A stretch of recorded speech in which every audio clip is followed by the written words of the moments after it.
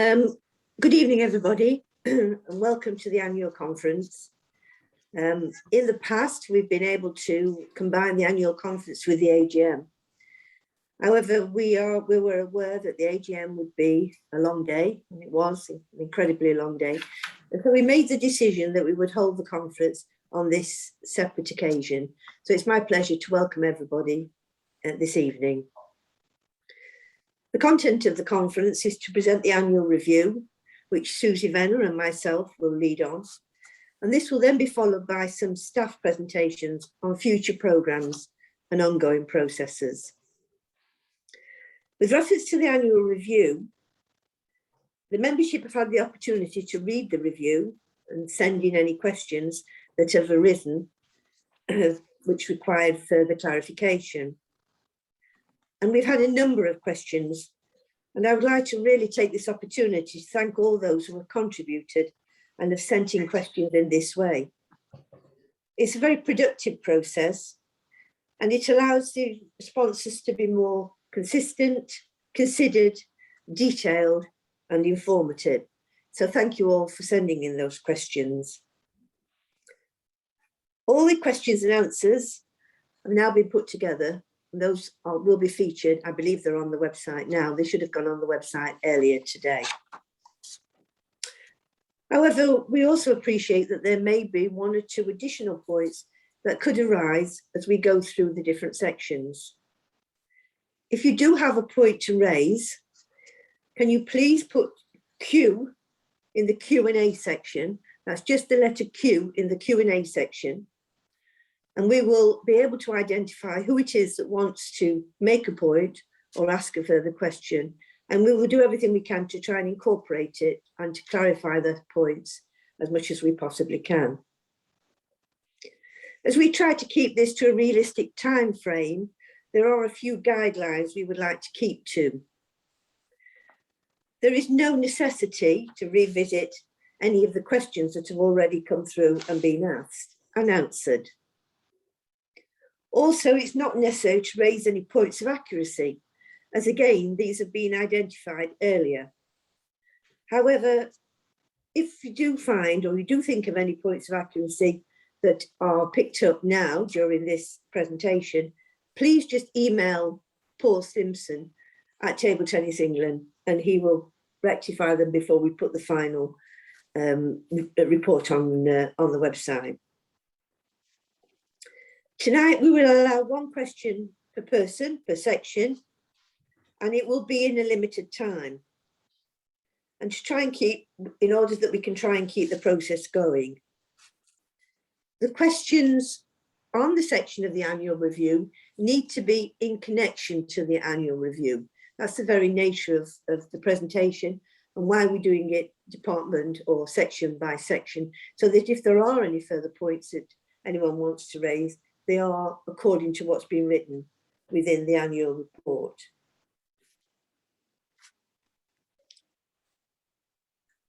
You must have been registered in your full name in order to be put through for any points that you want to raise. So therefore, we're not prepared to take any name that we don't recognise or any email concept that we don't recognise in order to put through for questions.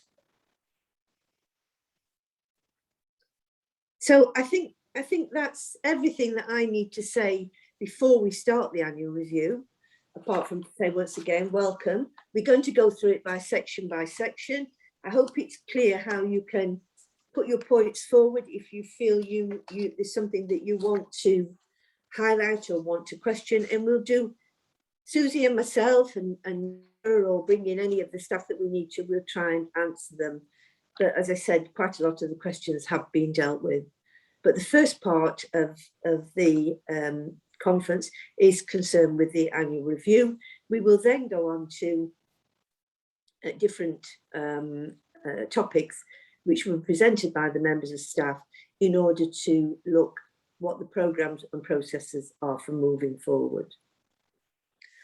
So, first part of the annual review, the annual report, is Chairman's report. So I'm going to take this one. So you have the chairman, you should have the chairman's report in front of you. We've answered, I think, a couple of questions on this, on the people that sent in questions. Joe will tell me if there's anyone else. No questions. Okay, thank you all very much. And now we'll want to pass over to Susie.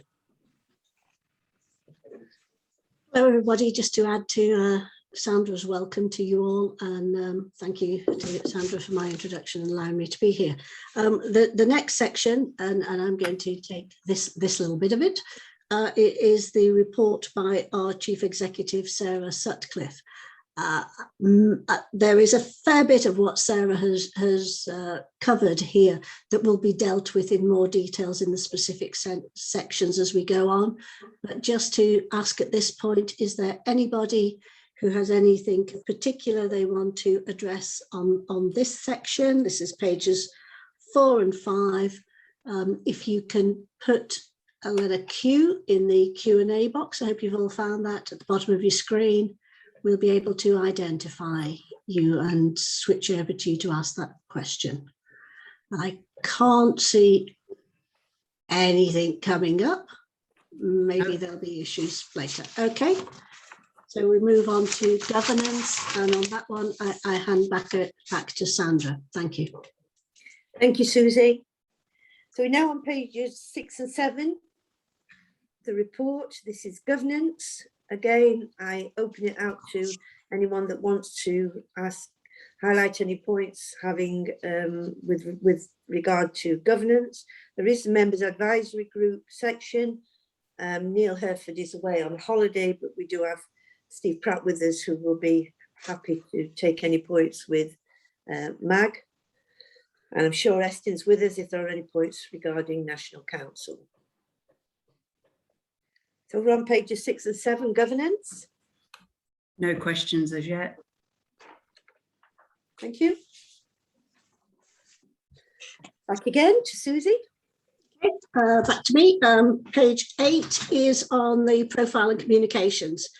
I think it's a well-known saying that necessity is the mother of invention, and I think the restrictions that were placed on all of us during the COVID crisis meant that we all became a lot more adept at technological use of communications, and I know Table Tennis England did as well.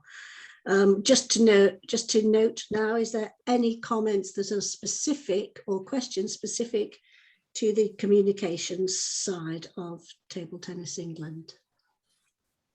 Oh, I can see a question has come through, but I think that one is one that Joe, it's on performance. So do you want to park that one till performance, which we get to in a couple of pages? Yeah, just a reminder, you don't have to put what you want to say. If you just put a Q in that box, save you having to type lots of information, a Q will do, and I will come over to you. But performance, we haven't reached that section yet, I don't believe. Okay, so I'm on page 8, which is really about social media PR activity and the work that the team has been doing on the communication side. Okay, I don't think there's anything on that. I think I keep going on participation in places now. Sadly, there was not a lot of the former and a fair amount of concern about the latter. It's one of these things that an awful lot of effort was put into, not a great output, but that was nobody's fault, and that was true of everything that happened in the past 18 months. But are there any questions about what is quite a lengthy section on participation and places? This covers clubs and leagues, COVID funding, Baton Chat, the conference, schools, community, TT Kids. We have a question from Alan Ransom. Okay, over to Alan. Thank you. Alan, you need to unmute yourself.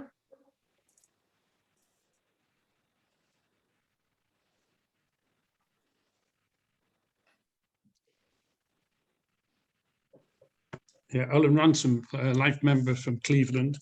I think we're all concerned about the situation following the problems we've had with COVID over the last year or more, and with the number of people who we are concerned about who may not come back to table tennis as a result of that.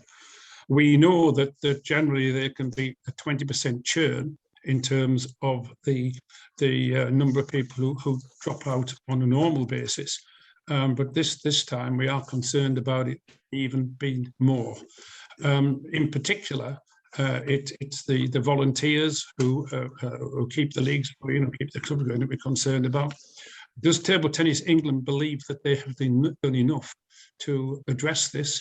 And do we believe that a lot of these people who are perhaps on the edge have been encouraged to come back into the sport for next season? Thank you, Chairman. Okay, thank you, Alan. I think everybody who is close to clubs and leagues realises that we're all sadly losing players and clubs and venues, which of course has a knock-on effect, and therefore volunteers as well. It's all gone mute. Okay. You're frozen. I've frozen. I don't know. Can you hear me? Can you nod if you can hear me? Yeah, you can still hear you, but we can't see you. Okay, well, I'll just keep talking then. So I think Alan was asking 2 points, while recognising the impact that COVID has had on table tennis and everything else in our life. Have we done enough and to ensure that we encourage people to come back, and what are we doing about loss of volunteers? So who would like to take that? I know we do have a presentation later by Greg on return to play. I don't know whether Greg or Sarah might at this point want to say something specific on that. Could I ask Greg? I think this is very much your area of work. So have we been doing enough, and what's your prognosis on it? Who's that at the top? Hi, can you hear me? Yeah. Yes, we can. Oh, yeah. Hi, everyone. Whether we've done enough is always a difficult one to say 100%, because I think there's so much we can do. I think the return to the table presentation that we've got coming up after the review of the annual review will hopefully. We lost Apologies, I've promoted Greg to panelist so people can see him.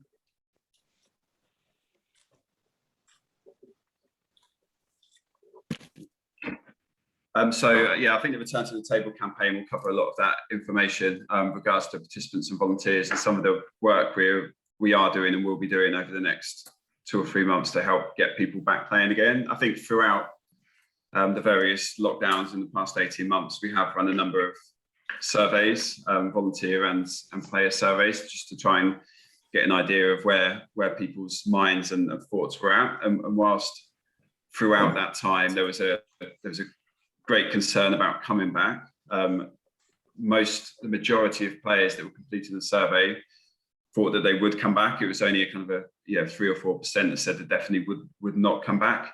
And with regards to volunteers, whilst there was a proportion of volunteers that said they may not come back to volunteer as much as they would or at all, there was an equal amount of people that filled in the survey that said they would consider volunteering to help out and step in for those volunteers that had stopped. So I think there's 2 parts of obviously bringing back the volunteers, but also how to engage new volunteers and kind of bring that community spirit that's been created over the past 18 months as well to help those clubs and leagues get back up and running again. But we'll cover that in a bit more detail in the presentation. Thank you, Greg. We've also got Tony Catt that would like to ask a question. Tony, I'm unmuting you. Thank you. Over the time that we've been locked up, per se, it's difficult to see what more TTE could have actually done, because I think that there's been a lot of excellent online courses, training webinars, and all sorts of things to encourage people to do stuff. I've attended tournament organisers course. There's other courses that have been put on. So there's a whole library of stuff that's been built up over time by the TTE staff. I think it's down to us on a local basis. TTE doesn't get involved in local leagues that much, mainly leaving it to the local leagues to be self-governing. I actually think that the staff of TTE have done amazing things over the time, and I can't think what more they could have done. There's a lot more coming out recently. I've noticed a few more emails about returning to play and such like, all of which are very positive.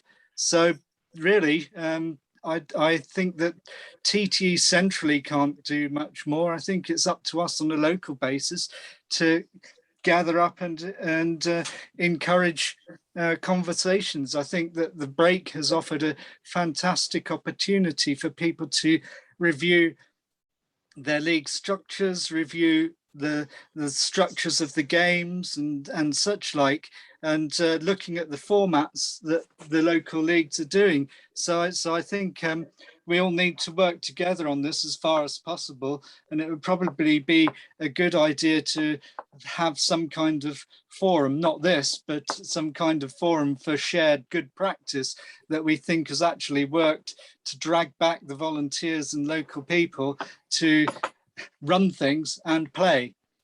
Thank you very much. Thank you, Tony. Thank you for that. I don't think there was a question within it. Tony, just to summarise, Tony was paying compliment to the work that the staff of Table Tennis England have done to provide information and keep activities going, and encouraging perhaps more innovative ideas and structures from within local leagues and in a local community at what may well be a transitional period from the COVID lockdown to the post-COVID world of table tennis. So I think that was more a comment than a question. So thank you for that, Tony. No more questions in that section. Okay, in that case, the next section, I believe, is people, and over to Sandra on that one. Okay. We got so we now still on people overlaps on page 12 and 13. Do we have any? Thank you, Susie. Do we have any questions on people? It incorporates the coaching. No questions so far. Technical officials and the volunteering concepts, which is obviously close to everybody's heart, irrespective of what function within the sport that you are really involved with. You can't do it without those volunteers. No questions, Sandra.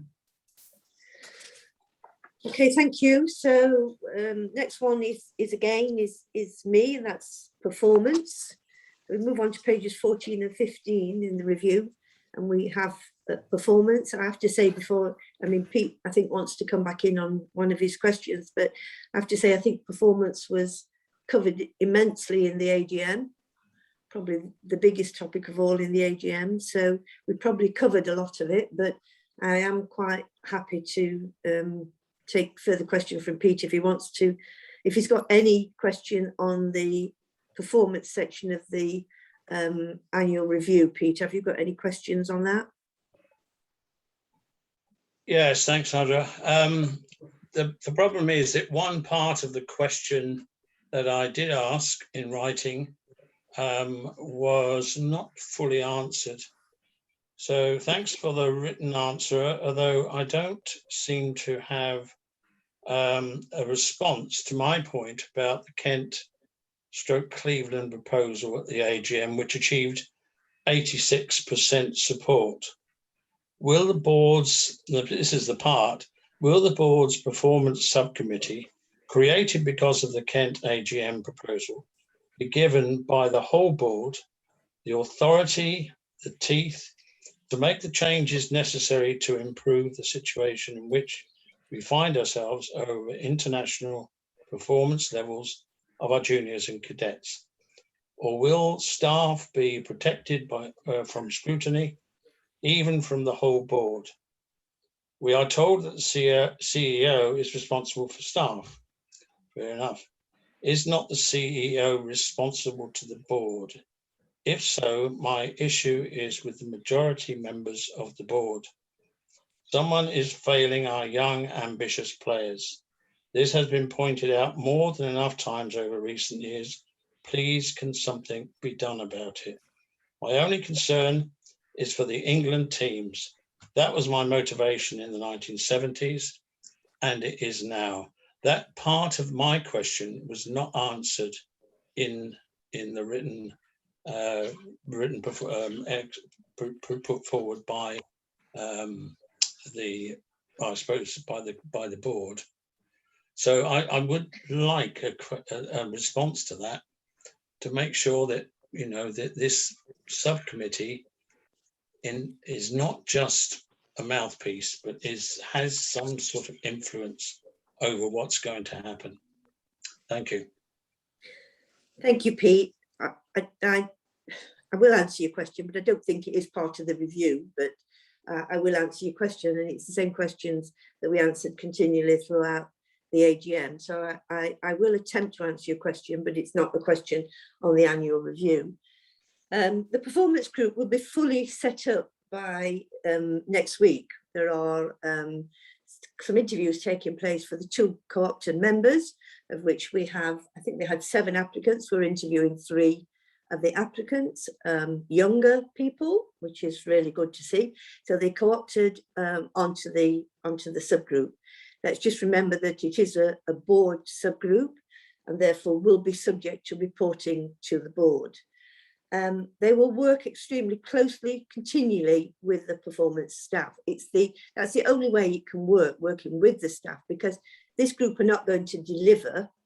They are going to input, advise, support, help, and working with the staff. It's very clear that they don't want to deliver what's happening. It's the performance staff that will be delivering. But there will be that absolute consultation, and that subgroup will report back to the board if they feel there's anything they need to report back to the board. The majority of the time, decisions could more than likely be met at their meetings. We have to remember that the talent pathway is totally funded by Sport England. The performance element is not. Performance element is funded by Table Tennis England, but the talent pathway, in other words, the concept which brings our young players on, is totally funded by Sport England. And they are, we've just put a submission in to Sport England, which included the talent funding submission as well. We don't know yet what the funding concept's going to be. We don't know how much money we're going to get. What we do know, and what's happened over the last couple of days, is that Sport England are carrying out a major consultation process after the Olympic Games in their talent funding concepts, of which Table Tennis England will be, very much like other sports, central to their talent processes, their talent criteria. This, for me, is an ideal opportunity for the board talent group, subgroup, to work with the staff to infiltrate into the funding partners. In other words, try and influence what the funding partners expect and how we can support, how we can get the support financially. As I said, the final point to that is they are a subgroup, they are a board subgroup. Anything that they feel that particular subgroup feel that they need to bring to the board, I'm sure that they will. The board will do as they always do, is listen to all sides of whatever the situation is.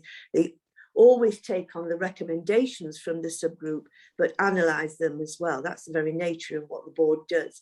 There are recommendations from the governance group, there are recommendations from the finance and audit group, so there will be presumably recommendations from the performance group, which will have come together with the work with the performance group and the performance staff who will be delivering the processes. Thank you. Tony Cat would like to ask a question. Tony? Thank you. I've just unmuted myself. Thank you again. My question is about the BTTF, in that it's got a 1.35 million going into it. I was looking on Companies House today, and there are obviously Sandra and Sarah are directors on there. There's a director from Northern Ireland and a director from Scotland, but there's no director from Wales. So I'm wondering how they are actually being represented within BTTF, but also, is the BTTF going to come under the same talent and performance committee as the TTE performance and talent will be, because obviously there's a lot of money going in and you'll be accounting to UK Sport for it. But I'm wondering who BTTF is accountable to by way of membership, and also how it's going to arrange for the performance to feed through to GB pathway from England, Scotland, Wales and Northern Ireland. Okay, Tony, thank you. I'll try and answer those points for you.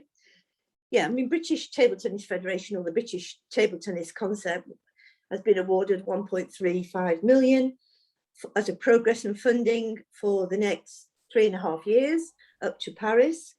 I have to say that it's really important that we all know that this funding concept was put together primarily by Simon Mills, and with consultation with the home nations. But Simon was the one that really put the whole process together. UK sporters who were predominantly funding only medal winning sports. So from 2012, although we had major funding in 2012, up to London 2012, we didn't have sufficient results to continue our funding. The success of our England senior men's team meant that we did get some small amounts of funding for Rio, but also gave us an opportunity to put a submission in for progression. So looking at a system within the home nations to bring talented players through. Now, the countries like Scotland and Wales and Ireland will benefit immensely by this, because they don't have the same level of talent pathway funding that England have. So it's about joining the whole of GB together on the progression and on the talent concept, on the talent pathway. In principle, it's a separate organisation to Table Tennis England, but because in order to obtain the funding, there needed to be a strong governance structure. It's actually the governance concept is taken from Table Tennis England. So Table Tennis England have the ultimate responsibility for it at this moment in time. And the rest of the actual British Table Tennis Federation has a MOU with Table Tennis England, and each of the home nations is represented on that governance committee on that, and that's Wales as well. So I don't know why Wales haven't got a director on. I can't answer that question, but Wales certainly have a representative, as do Ireland, Northern Ireland, as do Scotland, and as do England.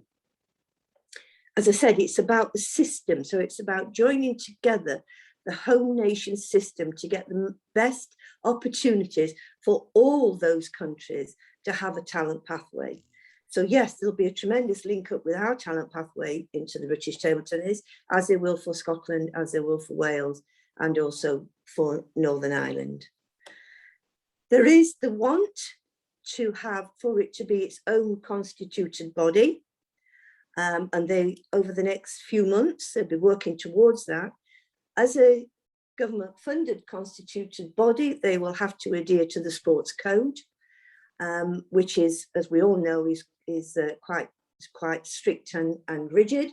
So therefore, there will have to be, if that happens, there will have to be some new parts brought into the new constituted body, appointed chairmen, independent directors. There's lots of different concepts that the governance code will expect. if it becomes its own constituted body. But that's what the group is hoping to work towards, in a sense, going back to what it was in 2012, but it's not as simple as going back to what it was in 2012, because the expectations and restrictions and governance code concepts are far stricter than they ever were in 2012. But that is the basic principle of the BTTF. And it will be working very closely with our performance group and our talent pathway performance delivery team.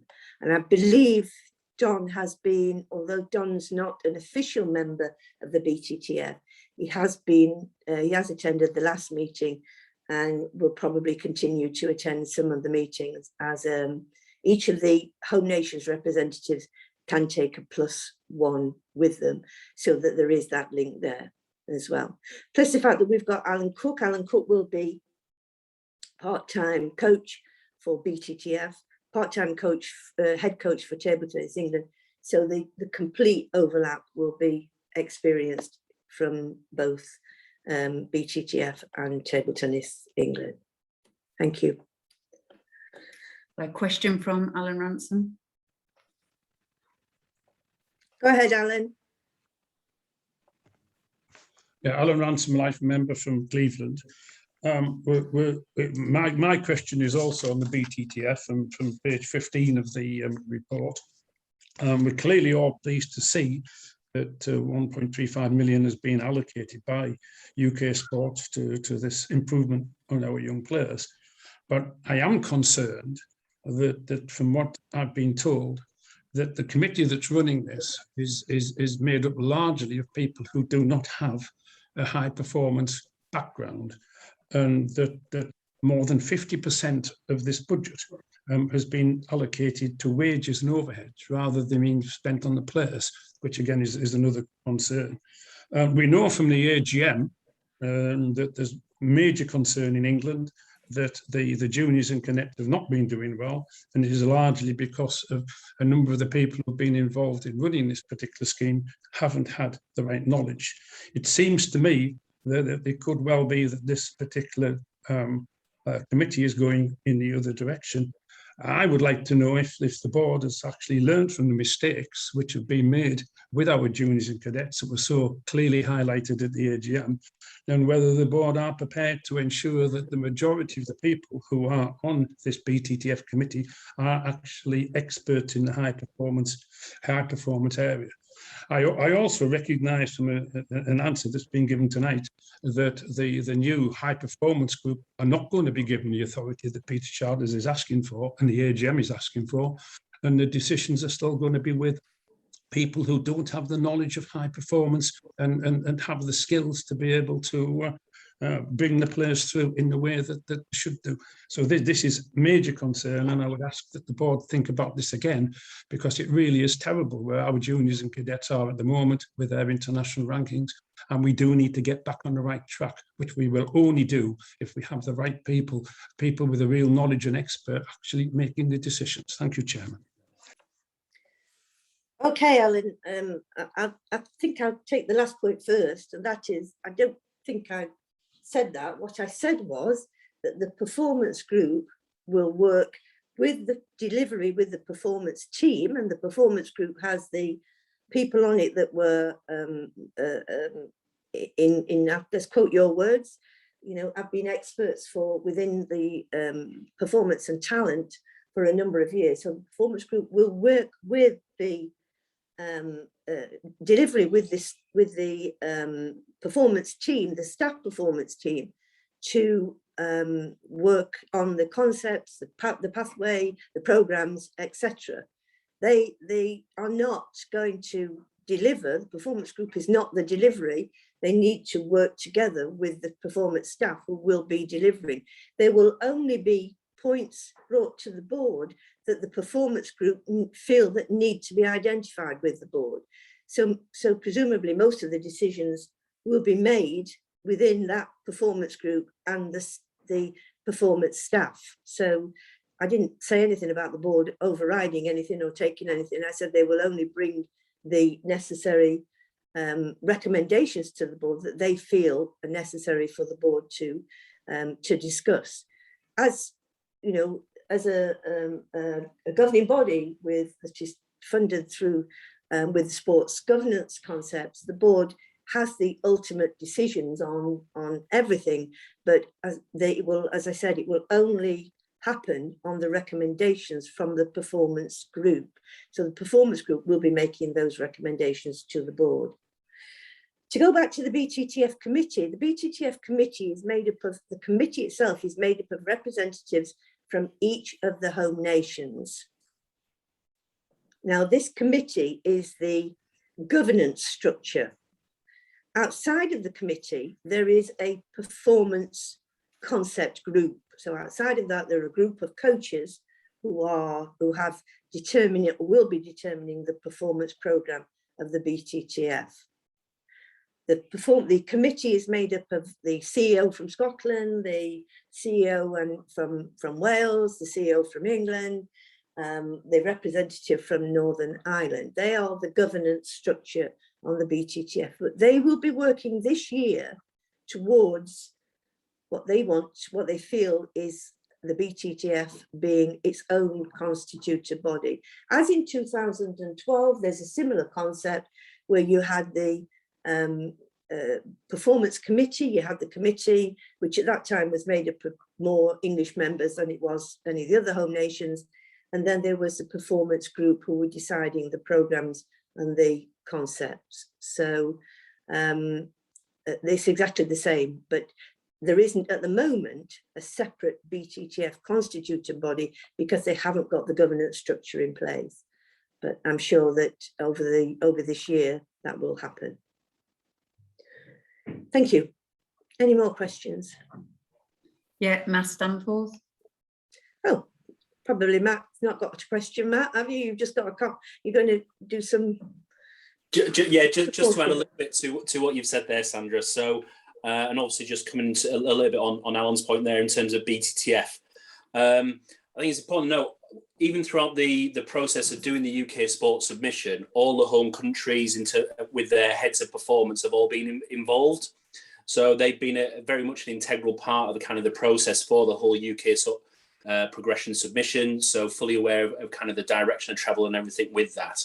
And even before the funding was granted, what was actioned straight away was actually a community of practice between the heads of performance between all the home countries. So even before everything's been in place, that's been something that we've been wanting to put in place so we can work collaboratively to everyone's benefit. So I just wanted to add that kind of point to what you were making there, Sandra, about, and obviously Alan's point saying about the expertise and everything with that panel. The heads of performance from every home nation have been involved, and we meet on a regular basis to discuss how the process is going to look in terms of selection, and obviously keep reviewing the the steps as we move forward as well.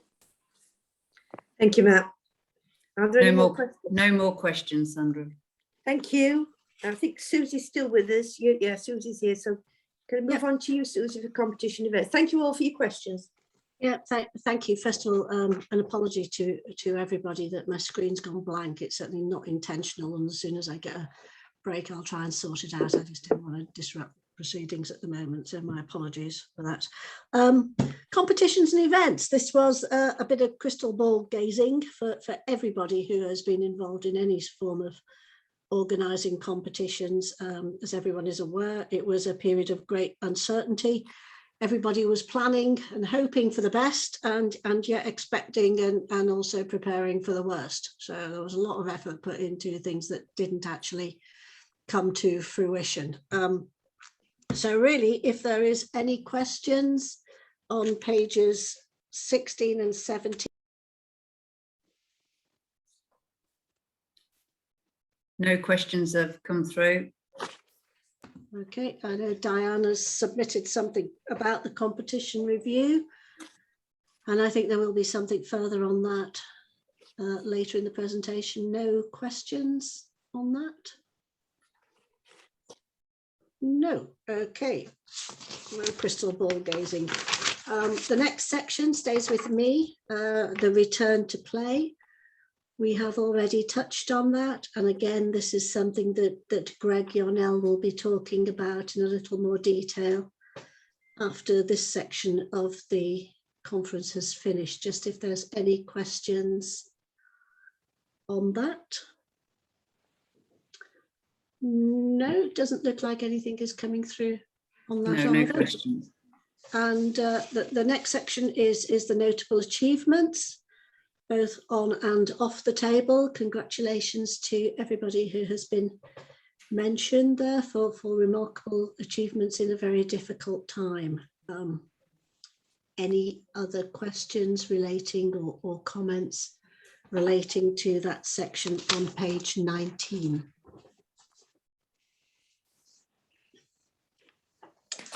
No questions. Okay, thank you for that. In which case, I need to hand over now to Sandra. Thank you, Susie. Okay, so pages 20 and 21 first are concerned with awards. It's so disappointing that we weren't able to present these awards. I mean, these people are so deserving of the honours that they were given to them last year. I did actually manage to do one this last week, which was local in Grantham, which was John Mapletoss, and it was so well received in the Grantham table tennis community.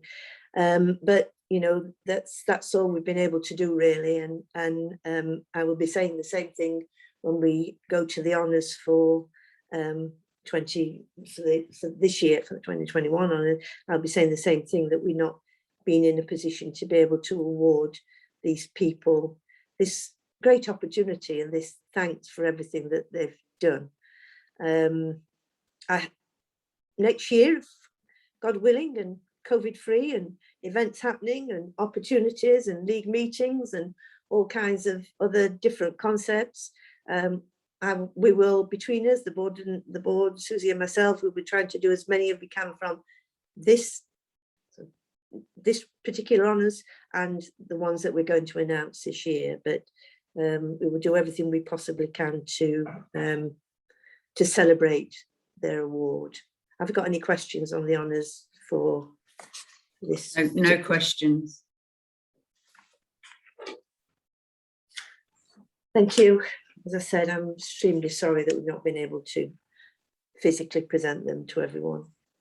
I'm going to stay with 22 and 23. So 22 is predominantly who's who. Quite a detailed list. No questions. And No questions. International matters. No question. Oh, got to be. Diane Webb would like to ask a sorry. question. Sorry, I'm thinking it was Alan on international matters. Okay, Diane, I'll do my best for you. Yes.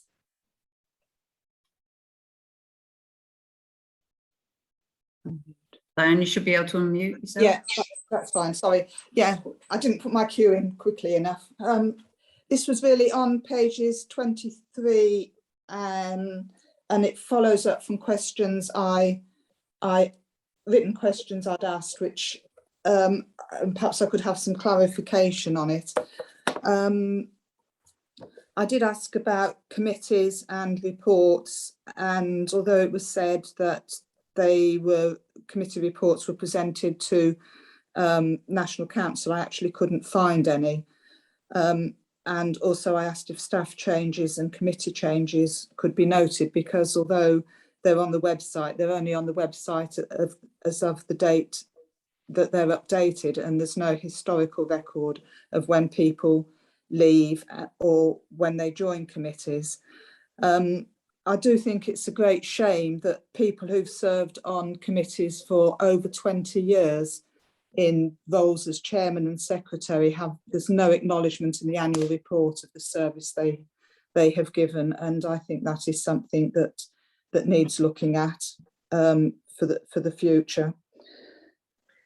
Okay, thank you, Diane. Yes, I don't disagree with you on the last point.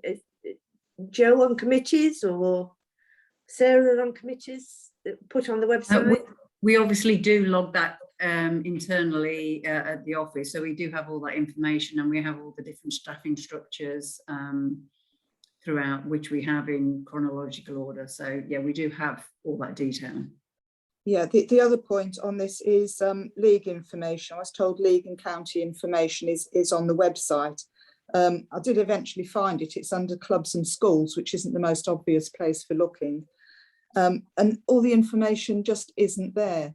A lot of the links to the websites are blank. If you click on the websites of the leagues, there's no information. There's no way of telling which leagues are affiliated leagues and which aren't, and there are unaffiliated leagues. So there's no definitive, as I asked last year and the year before and asked again this year, there is no definitive as to who the officers are of leagues and counties. It is a historical record, and it is something that should be preserved. But also I get asked a lot of questions, not only from staff, and I do get asked from a number of different staff members for information, but I get asked by individuals and leagues and counties and even people abroad if I can help with information. And without having a definitive record, it's very difficult to give information now, let alone if somebody asks in 5 years' time to look back, because the information just isn't there. Okay, thank you, Diane. I mean, we are having a new website, so, you know, maybe that's something that you can take up offline and see if there's any additional points that need to be put in there. Are there any more questions from? No other questions. Thank you. Thank you, everybody. I'm going to pass over now with apologies from Steve Kemish, who obviously is our chair of Finance and Audit Committee. He is away on holiday. So as we come to the last section of the annual review, it's the financial report. So I'm going to ask Sarah if she'll take this, please.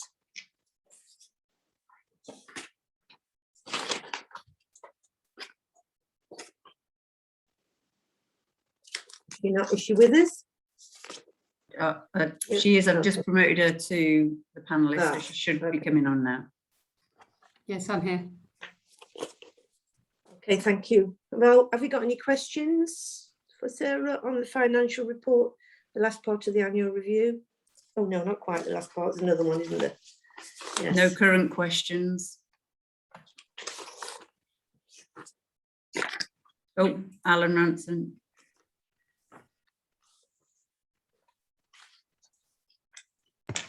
Alan Ransom, life member, Cleveland. I could have asked this in another section, but I decided to leave it to the accounting section. I know that there have been some changes to the board, and that and I'm pleased to see that there's more table tennis expertise on the board than there's been for some time, which is an excellent move. But what I am concerned about is that for the first time that I know of for at least 50 years, we don't have a financial expert in terms of a chartered accountant on the board.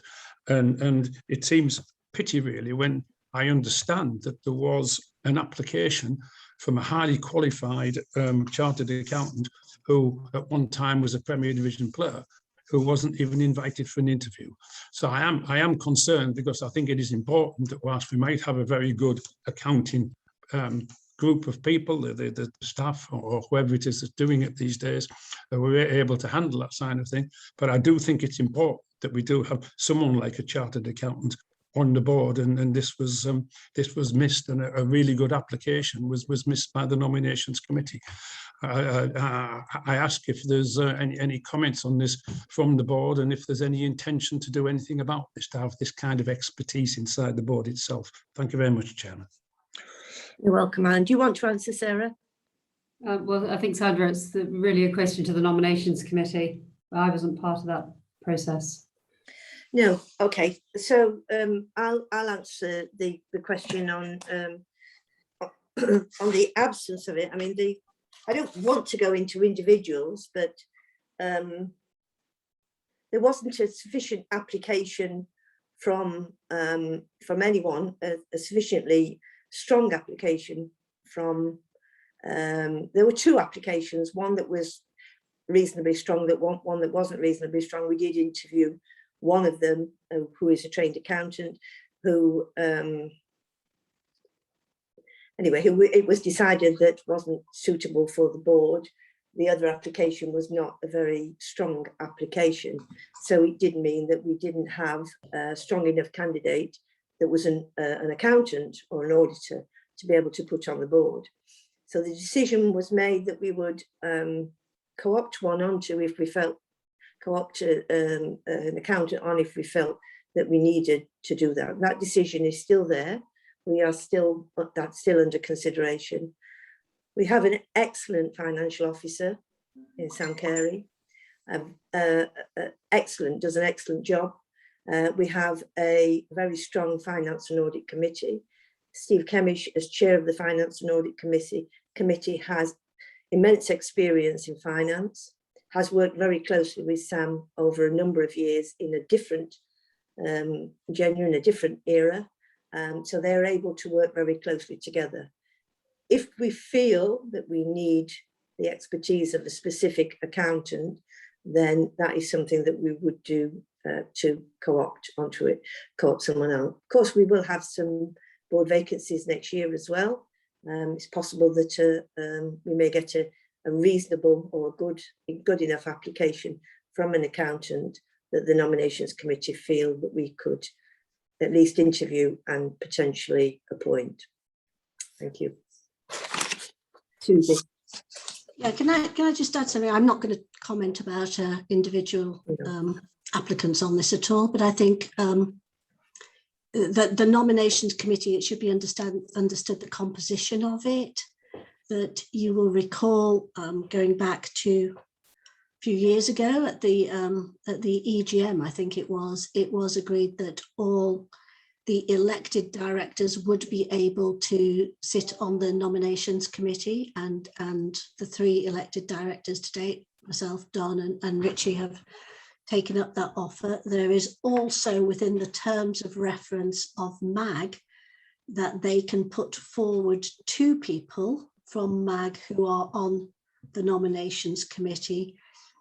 But it should also be remembered that it is a Sport England requirement that the majority of the people on a nomination committee for any appointments, be they for directors or the chair, are independent directors. So we're always trying to balance this. Even though we have a right to sit on the committee, we have to, in order to adhere to the requirements of Sport England, have to have a majority of independent directors. That is absolutely no comment on any of the individuals who applied or the decisions that were made, but I don't think people always comprehend the dynamics of that committee. And just to follow that up, it was agreed by all the members of the nominations committee of the ones that we were chosen to come for interview. So, yeah. Thank you, Susie. Okay. We've got a question from Gail Johns. Hi, Gail. Hi, Sandra. Hi, how are you? I'm fine, thank you. Good. My question just is regarding intangible assets, which it states will be wiped after 10 years. And I'm just concerned that monies that were ring fenced, and I'm talking specifically about schools monies, which have accumulated over many years. It just seems strange that if they're not all used within 10 years, they're lost or lost into the general pot. Whereas that money has taken a long time to be accumulated, to be used over a period of time to support schools players, particularly those who play in international events, which is a very expensive event. And I just feel a bit concerned that if it's not used, all of the money isn't used within 10 years, it can be wiped. Sarah, can you answer that one? Yeah, thanks, Sandra. Gail, I can absolutely confirm that the legacy grant that came over from Esther is absolutely ring fenced, and the schools committee regularly discuss how it could be used to support extra work, and it will definitely not be lost into the general coffers at all. It will definitely be used for schools purposes. Thank you. Any more questions? No more questions. Thank you. So we move on to the last part, which is in memoriam, which is always an incredibly sad part, and say every year we all seem to lose more and more of our friends and our colleagues. I don't intend to do a minute silence on a Zoom meeting. The first time we have the opportunity to have a physical meeting and all of us gathered together again, what we will do is we will show our respect to all the long-standing friends, colleagues, players that we've lost over this last couple of years with a minute silence. But it's really sad to see the names down here, and you know, we can only remember them, as I said, in memoriam, and move forward to respect them once we all meet together.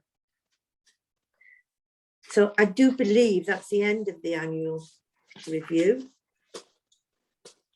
So if we'll move on now to our presentations, not looking back, looking forward, which I think is always a nice part to do in the annual conference. Look and see what the plans are for the future. There will be an opportunity here for people to ask questions on the presentations. Please do the same process, put your Q in the box, and then you can speak to any of the members of staff with regard to the way forward, the presentations that we're looking for, highlighting some of the points moving on. So we start off with the very, very important one, the one that's been discussed quite a bit today, and which is on everybody's mind, is the return to the table 2021. Greg, it's over to you. Thank you. Hi again, everyone. So yeah, thank you, Sandra.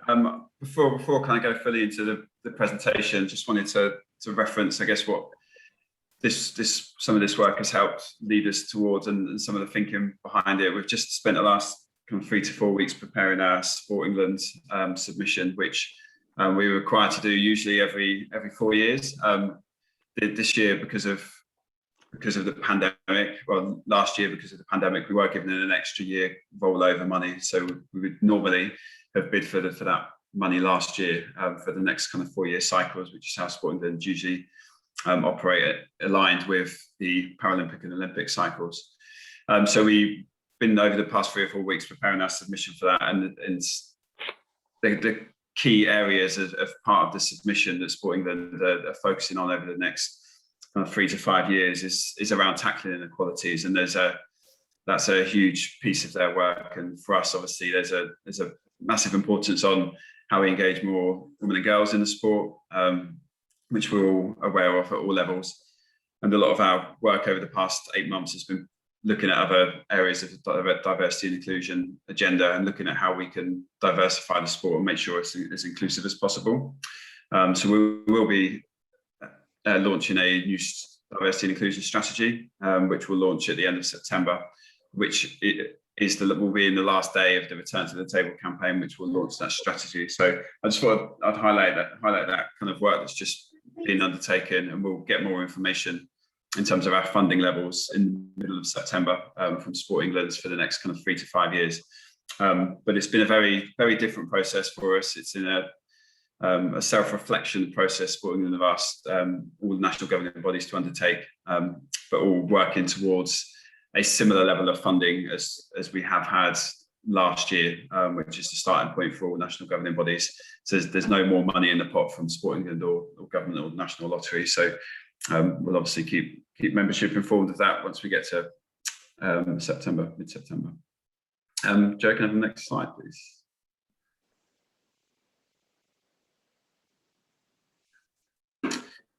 So the Return to the Table campaign, hopefully some people have seen the information that we've started to release via newsletters and on social media and through the website.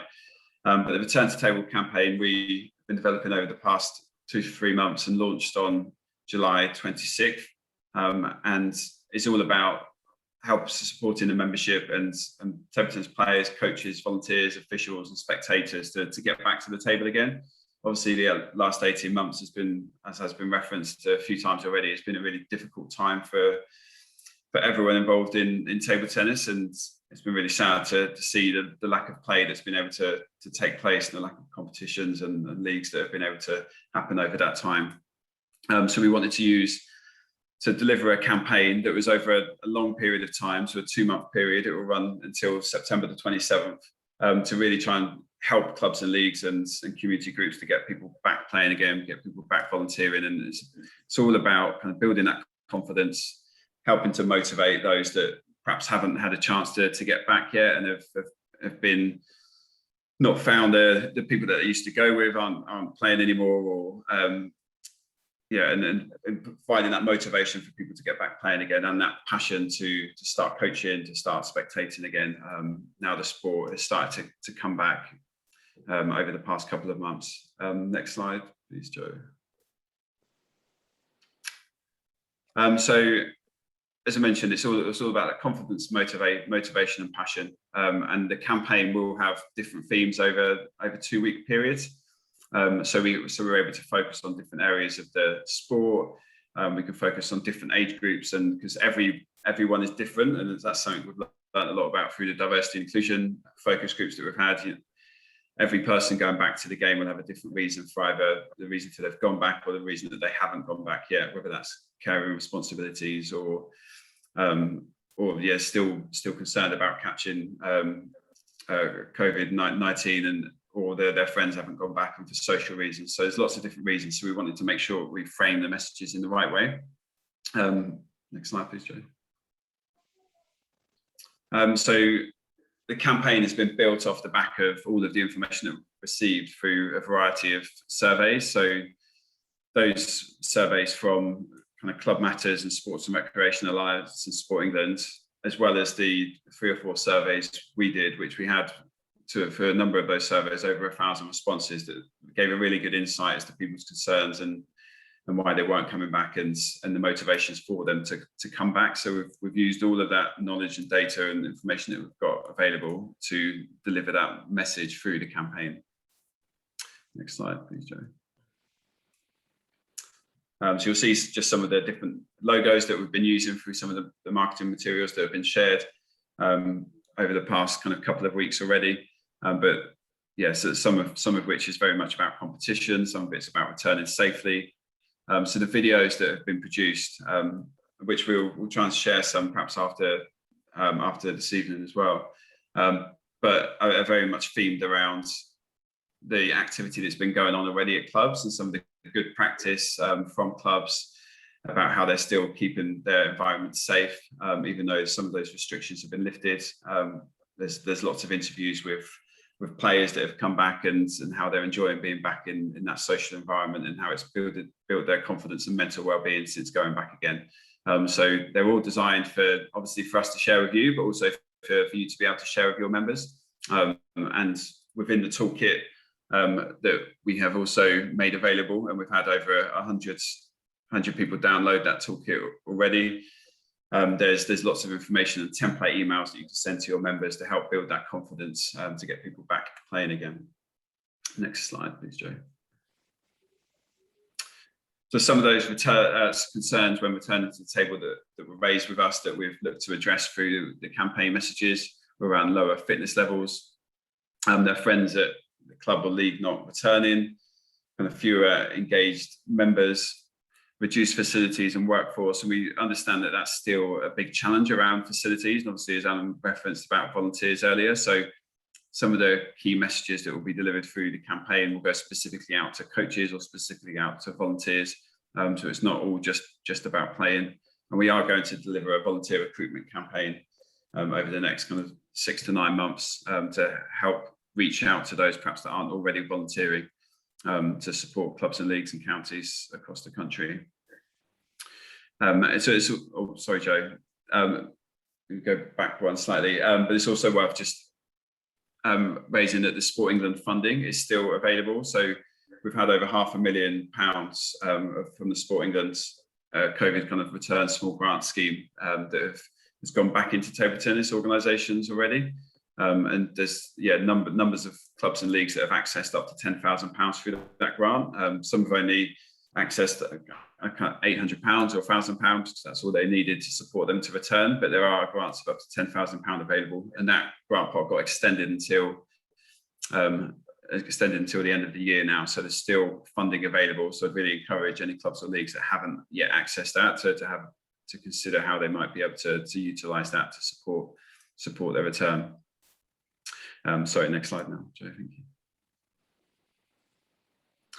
So we also want to use the campaign to take advantage of opportunities. So the number of people that bought tables for the home over the past 12 months has really skyrocketed. There was I think it was the first lockdown, suppliers were selling out of tables. Just we couldn't find one for love nor money. So how do we reach those people that may have found a love for table tennis and taken it up over the past 18 months? And we used the campaign to do that. People looking at new ways to get active and the importance of exercise. 58% of people say they would like to do more physical activity once COVID-related restrictions have been lifted. Obviously, that survey was done before those restrictions have been lifted. So there's a lot of appetite there. Even though there's nervousness about people coming back, there is an opportunity to engage new. And we had a webinar on Return to the Table a couple of weeks ago, where there's a number of people on the call that highlighted that, yes, they've lost some members, but they've recruited just as many, if not more, when they've come back. And we know that's not going to be the case across the country, but I encourage you to tie in with the campaign to help deliver some of those messages to put your club in a good position to do so. Next slide, please, Joe. So I mentioned the bi-weekly themes earlier. So we've just the first 2 weeks were focused on adults, and so we're now obviously kind of 9th of August was Monday, so we're now focusing on juniors over this next 2 weeks. So you'll see a new video that was posted today. There's going to be a focus on older people in that week between week 23rd of August to 29th of August, and the reason for that focus really is because we know that there are a lot of groups, 50+ groups or U3A, university deferred age groups that were highly impacted from the restrictions for doubles. A lot of those groups played doubles throughout the session. That's how they cater for so many people, because they're such popular sessions, and the removal of doubles throughout the pandemic meant it was very difficult for them to do any activity financially. So we know that a number of those groups perhaps that aren't necessarily always kind of club related, so U3A groups and the like are not even aware that they are able to play doubles again perhaps, and so just helping those to get back playing again through the campaign too. So the big area to highlight as part of the campaign is the celebration fortnight we have between the 30th of August and 13th of September. Here we're asking clubs, leagues or community groups to run kind of celebratory activities for the sport, to celebrate the sport coming back. Whilst recognise that has happened over the past couple of months, the beginning of September is obviously the start of the new season really for most of us, was when a lot of leagues and clubs will start coming back. So it's just a time to celebrate the sport coming back, to run come and try days, open days, kind of family fun days, or just internal competitions to encourage those that haven't yet come back to come back. It doesn't have to be about recruiting new. It can be very much about encouraging those existing players back again, perhaps once those summer holidays have gone and they're able to spare the time to come back to the table again. So we've got about 50 different events already registered, and obviously there's lots of time still to do that, and lots of guidance online as well through the toolkit. There'll be a focus on TT Kids in the following week, and then a diversity and inclusion focus in the last week of the campaign. As I mentioned, we'll also be launching our diversity and inclusion strategy at the end of that week. Next slide, please, Joe.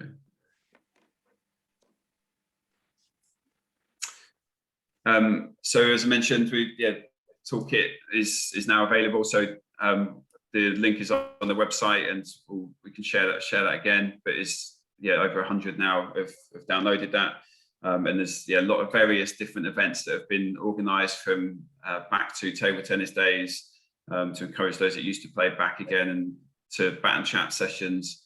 And again, we've got all of the branding, there's posters and marketing materials that are available for both those kind of targeted programs like back to table tennis and TT Kids, as well as the Return to the Table campaign posters and flyers that can be used throughout. So if you download the toolkit, you'll find all of that information there.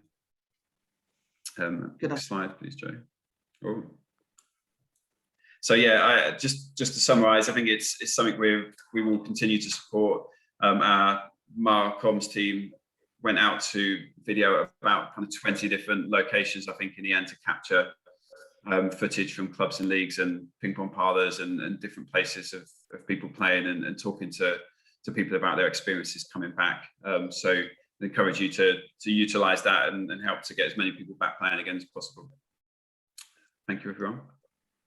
Thank you, Greg. Very good as always. Thank you very much. Do we have any questions from anyone? I haven't as yet.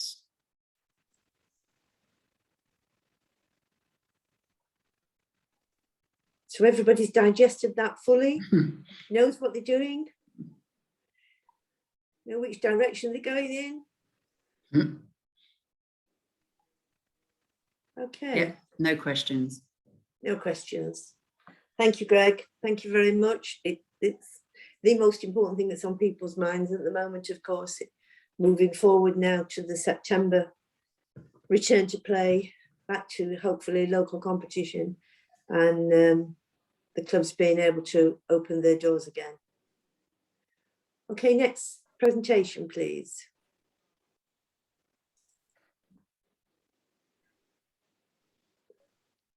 Good afternoon, National Council. I'm very sorry that personal circumstances mean I can't be with you today, but I hope that this narration to a presentation will be helpful to give you some information.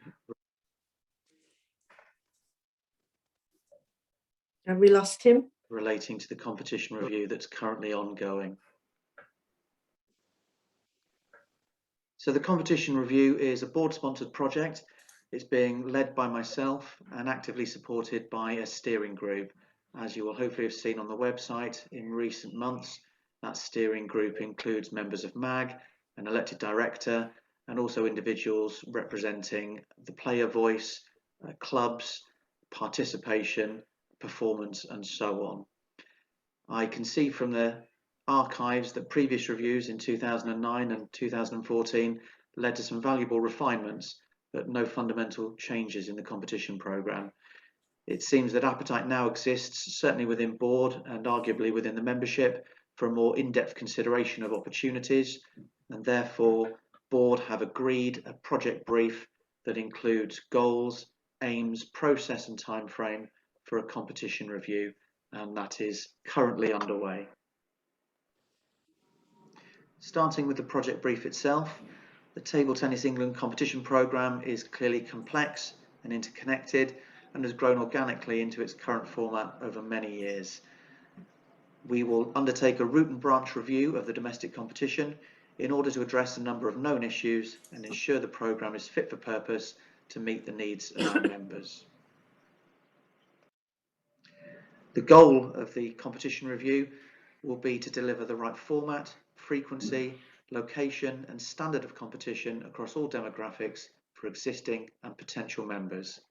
And to give you an indication of scope, all of the national competition programmes that sit within Table Tennis England governance and delivery will be in scope, including tournaments, sanctioned events, national leagues and the schools programme. But out of scope will be social competition and the competition programmes that sit outside of Table Tennis England governance and delivery, which obviously includes the likes of vets, bucks and local leagues. But that doesn't mean that they will be not considered within the programme. They're just outside of our influence to change. There are numerous aims that the competition review will deliver on. I won't read these all, but hope that you will be able to. To cherry pick just a few, we will look to reduce the current levels of calendar congestion and the unsustainable burden on available officials. We will look to encourage a more equal geographical spread of tournaments. We will look to prepare talented athletes experientially for international competition. We will consider the extent of future integration of schools events into core structures, and so on. The competition review, if successful, or deliver against each of these aims. And these aims will be what we're looking to achieve when we structure any new competition programme.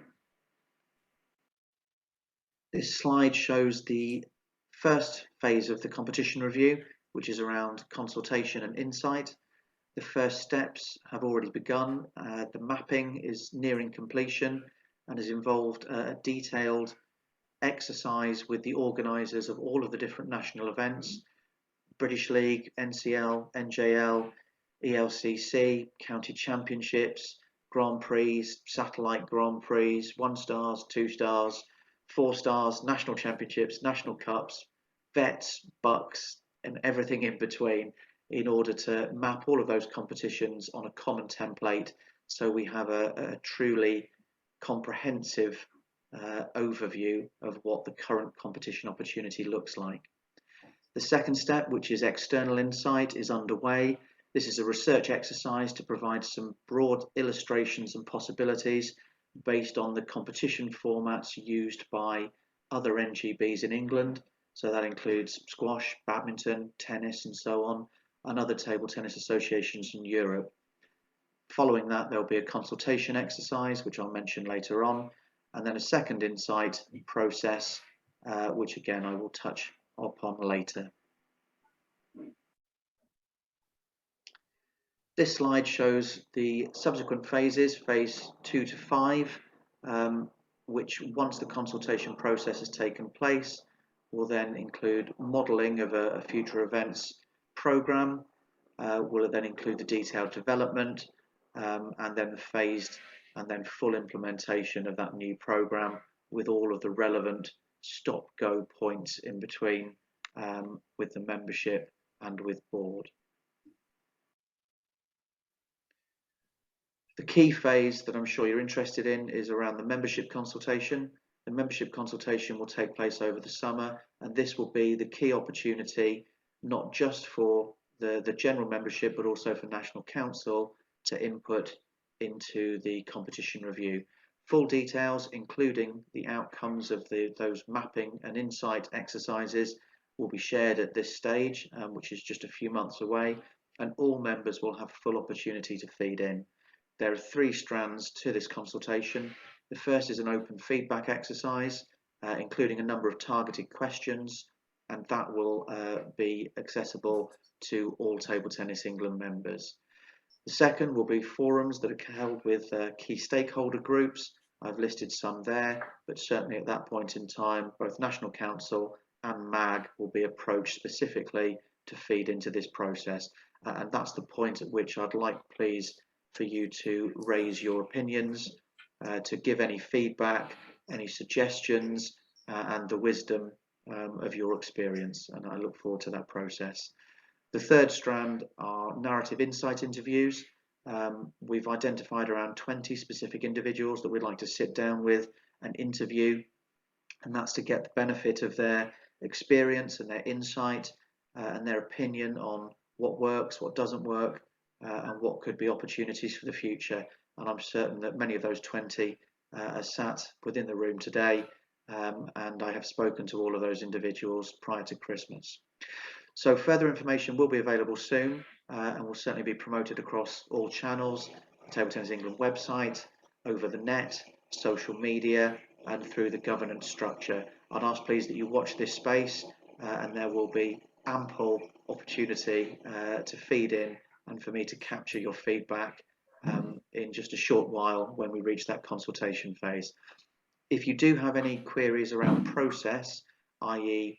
the brief, the goals, the aims, the time frame, and the various steps that have been identified, I will stress again that that's been agreed by board, but please do send those to me, and I will happily answer those following the National Council meeting. If you have any opinions that you'd like to share, again, please feel free, but those would be best focused on the consultation phase. And again, I look forward to speaking to you all at that point in time. Apologies again that I can't be with you, but I hope this has been helpful and interesting and gives you some information and a heads up on what this process looks like and the point at which you can engage. Thank you very much and have a nice afternoon. Thank you. For those of you that are still with us and still awake, I hope you realise that that was the presentation that Greg did to, that Neil did to National Council, the competition review, not so long ago, a few weeks back.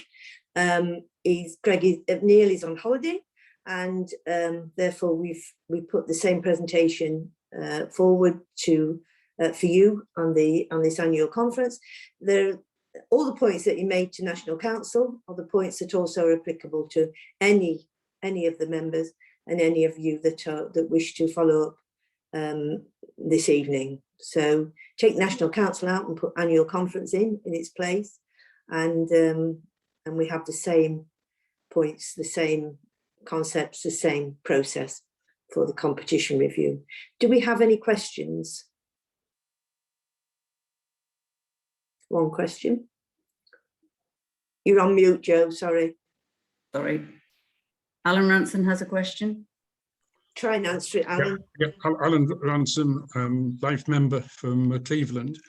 I'm pleased to see some of the reviews that have been carried out so far. It's been recognised that there's a real lack of opportunity for some of our younger top players to be able to play against the senior players, and I know that from what's been published so far, there's intention to bring back some kind of top 10 for the seniors, if that can be made to happen successfully. So that's definitely a good move.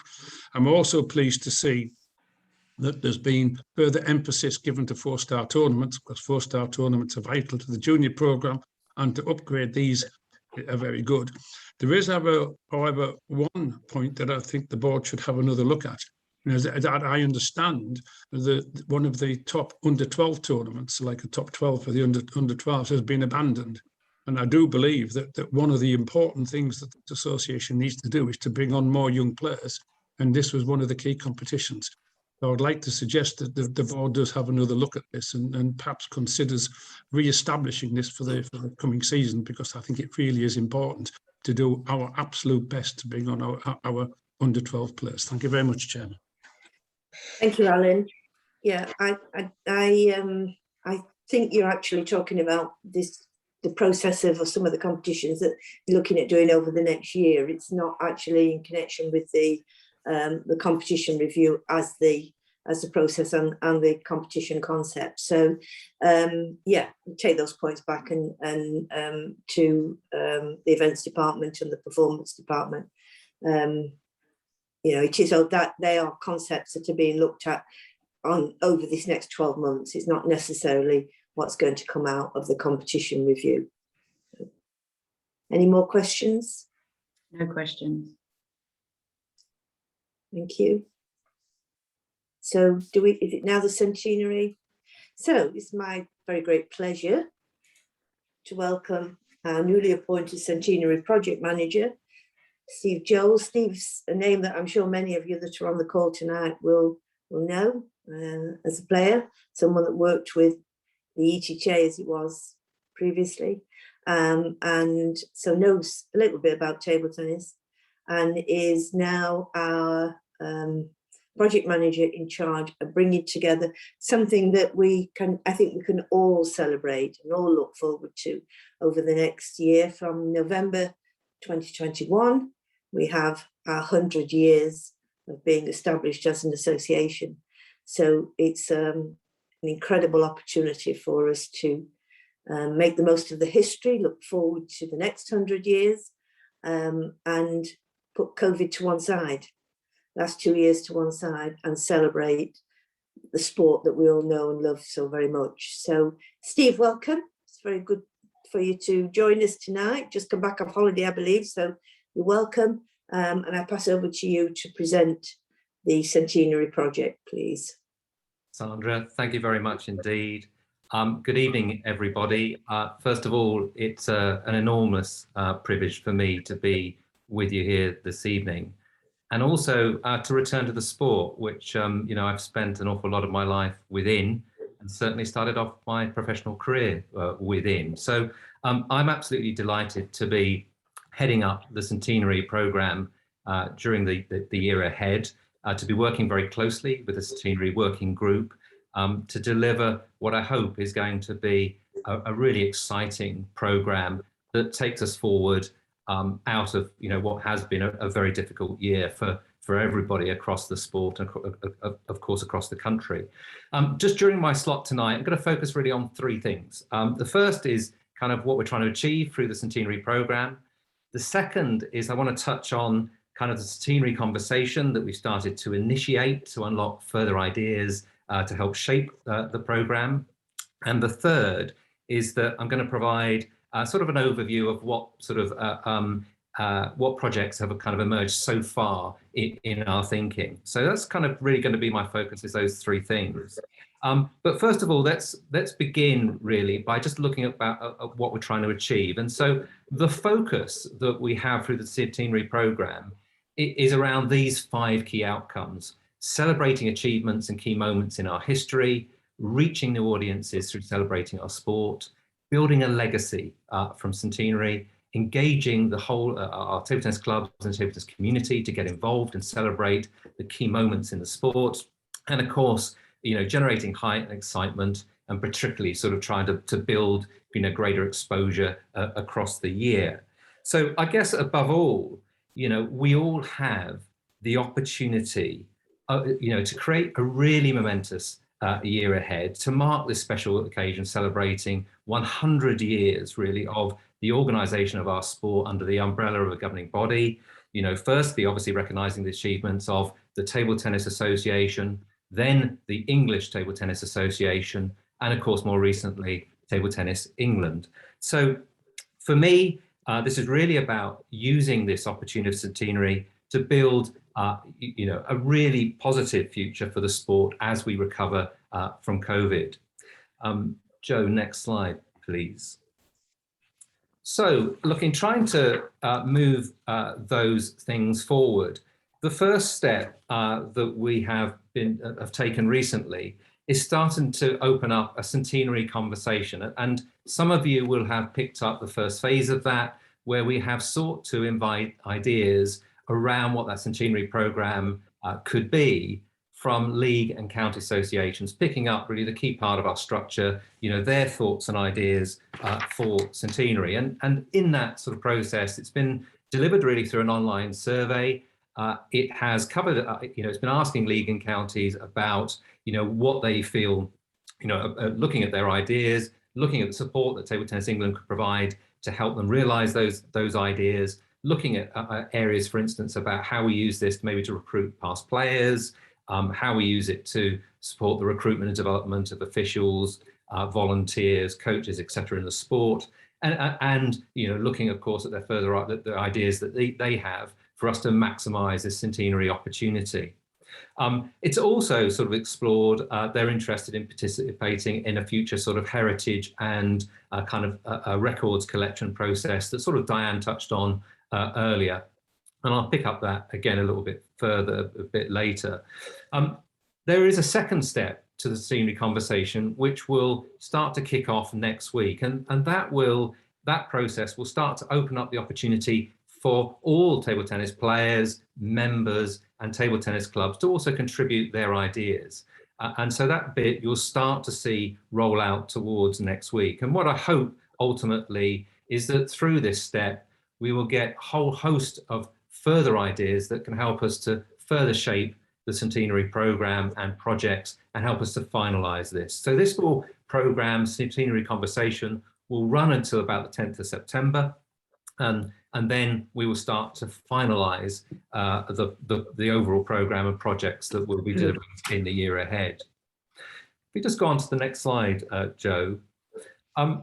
So alongside the Centenary Conversation, it has been important for us, given how quickly the start of the Centenary year is coming upon us, to start to look at the existing ideas that have been developed and had emerged from the workshops that were held with National Council and through the discussions that have been held with the Centenary Working Group and with colleagues across Table Tennis England, to start to piece together, to scope out a set of emerging projects. And so essentially so far, there are 8 key ones emerged, and we've touched on kind of centenary conversation already. So I will sort of run through really the 7 main areas that have emerged so far. The Centenary Celebration is a project which aims to really capture, the people, the players, the coaches, the officials, the administrators, who have over the last 100 years left an indelible mark, on the game. It's looking to really capture their stories, to promote those stories, and to hopefully inspire a new generation of people to follow in their footsteps, to be the next set of leaders across our sport at all levels in our sport. It also looks to sort of capture the moments and the events that hold significant value to people within our sport, whether that's the Euros in '94 or the World Championships in '77 and '97. Looking to really capture those special moments and use those as promotional opportunities to relive the kind of some of the great achievements and celebrate the great achievements in our sport. The Centenary Seminar programme is an opportunity to focus on the future, to explore the key future issues for the sport, delivered by key domestic and international thought leaders, focused on areas that will be critical for our future success. Delivered virtually, probably around 6 kind of really key seminars that will be delivered really probably around sort of November through to March next year. Centenary Legacy is a programme which focuses on attracting, it is about attracting past players back into the sport, supporting clubs and local leagues to have a way of bringing people back and boosting our membership and playing base. Also, it's about supporting the next generation, and this is where our conversations with leagues over this next few weeks is really key for us to sort of unlock the ideas that they have for how we can do this. It will also help to accelerate TT Kids projects that will be well known to you, and also to sort of, there is an emerging idea and concept about how we create a special centenary English League Cup competition that you would all be well known to you in terms of the Wilmot Cup and the Rose Bowl, etc. But how we create a special sort of format for that for the centenary year. We have a Centenary Book project, which is very much looking to be a commemorative book that will capture the key moments, events, performances, and people in our history, and it will be very much a sort of a pictorial history, of all those events. The Gala Dinner, it's been a well-established sort of project starting to take shape now. And what we're hoping to do is have a glittering, really fundraising gala dinner to celebrate, 100 years of English table tennis. And at the present thinking is that's really planned for the 27th of March next year to run alongside really the last day of the Senior National Championships, to be hosted at the De Vere East Midlands Conference Centre.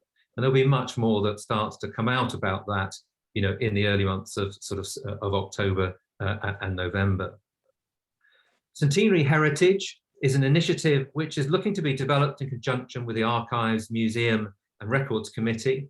And it's about supporting the future collection, preservation, access, research and documentation of the sport's history at all levels. Very much sort of picking up on the point Diane made about definitive records, but also supporting, having a nationwide sort of structure that perhaps funded really through the Heritage Lottery Fund that will enable us to digitize stuff across the sport, whether it's individuals' collections, club collections or local league collections, so that there's one place where you can see the entire history of the sport and all that important information across England. And lastly, Centenary Fundraising, a big part of the overall project. We'll be looking to attract partners to work with us to present the overall centenary programme, both headline and supporting sponsors across the various projects. We'll be looking at the feasibility of a charitable foundation through the creation of an online lottery to support, to bring proceeds into the sport, to be able to resource areas that the sport currently finds challenging to do so. Very much looking at things like tax efficient donations, looking at crowdfunding initiatives, and in addition to this, a whole set of sort of regional fundraising table tennis exhibitions that will bring together a number of our leading players, as well as sort of being able to provide an opportunity to see some of the historic kind of exhibits from the sport over the past 100 years. So that's a snapshot of the kind of some of the themes which have emerged so far that are being worked through. What I would say is that they're still very much in their infancy. We're working on them very rapidly to bring them to fruition. And we'll also be refining those, of course, based on the other ideas that come through the Centenary conversation over the next 3 to 4 weeks. Next slide, please, Joe. Just to give you a very high level indication of the timetable of how these things are kind of being worked through. The grey kind of shows broadly the mobilization sort of periods, and the bright green really gives you an indication of when those programs will start to roll out.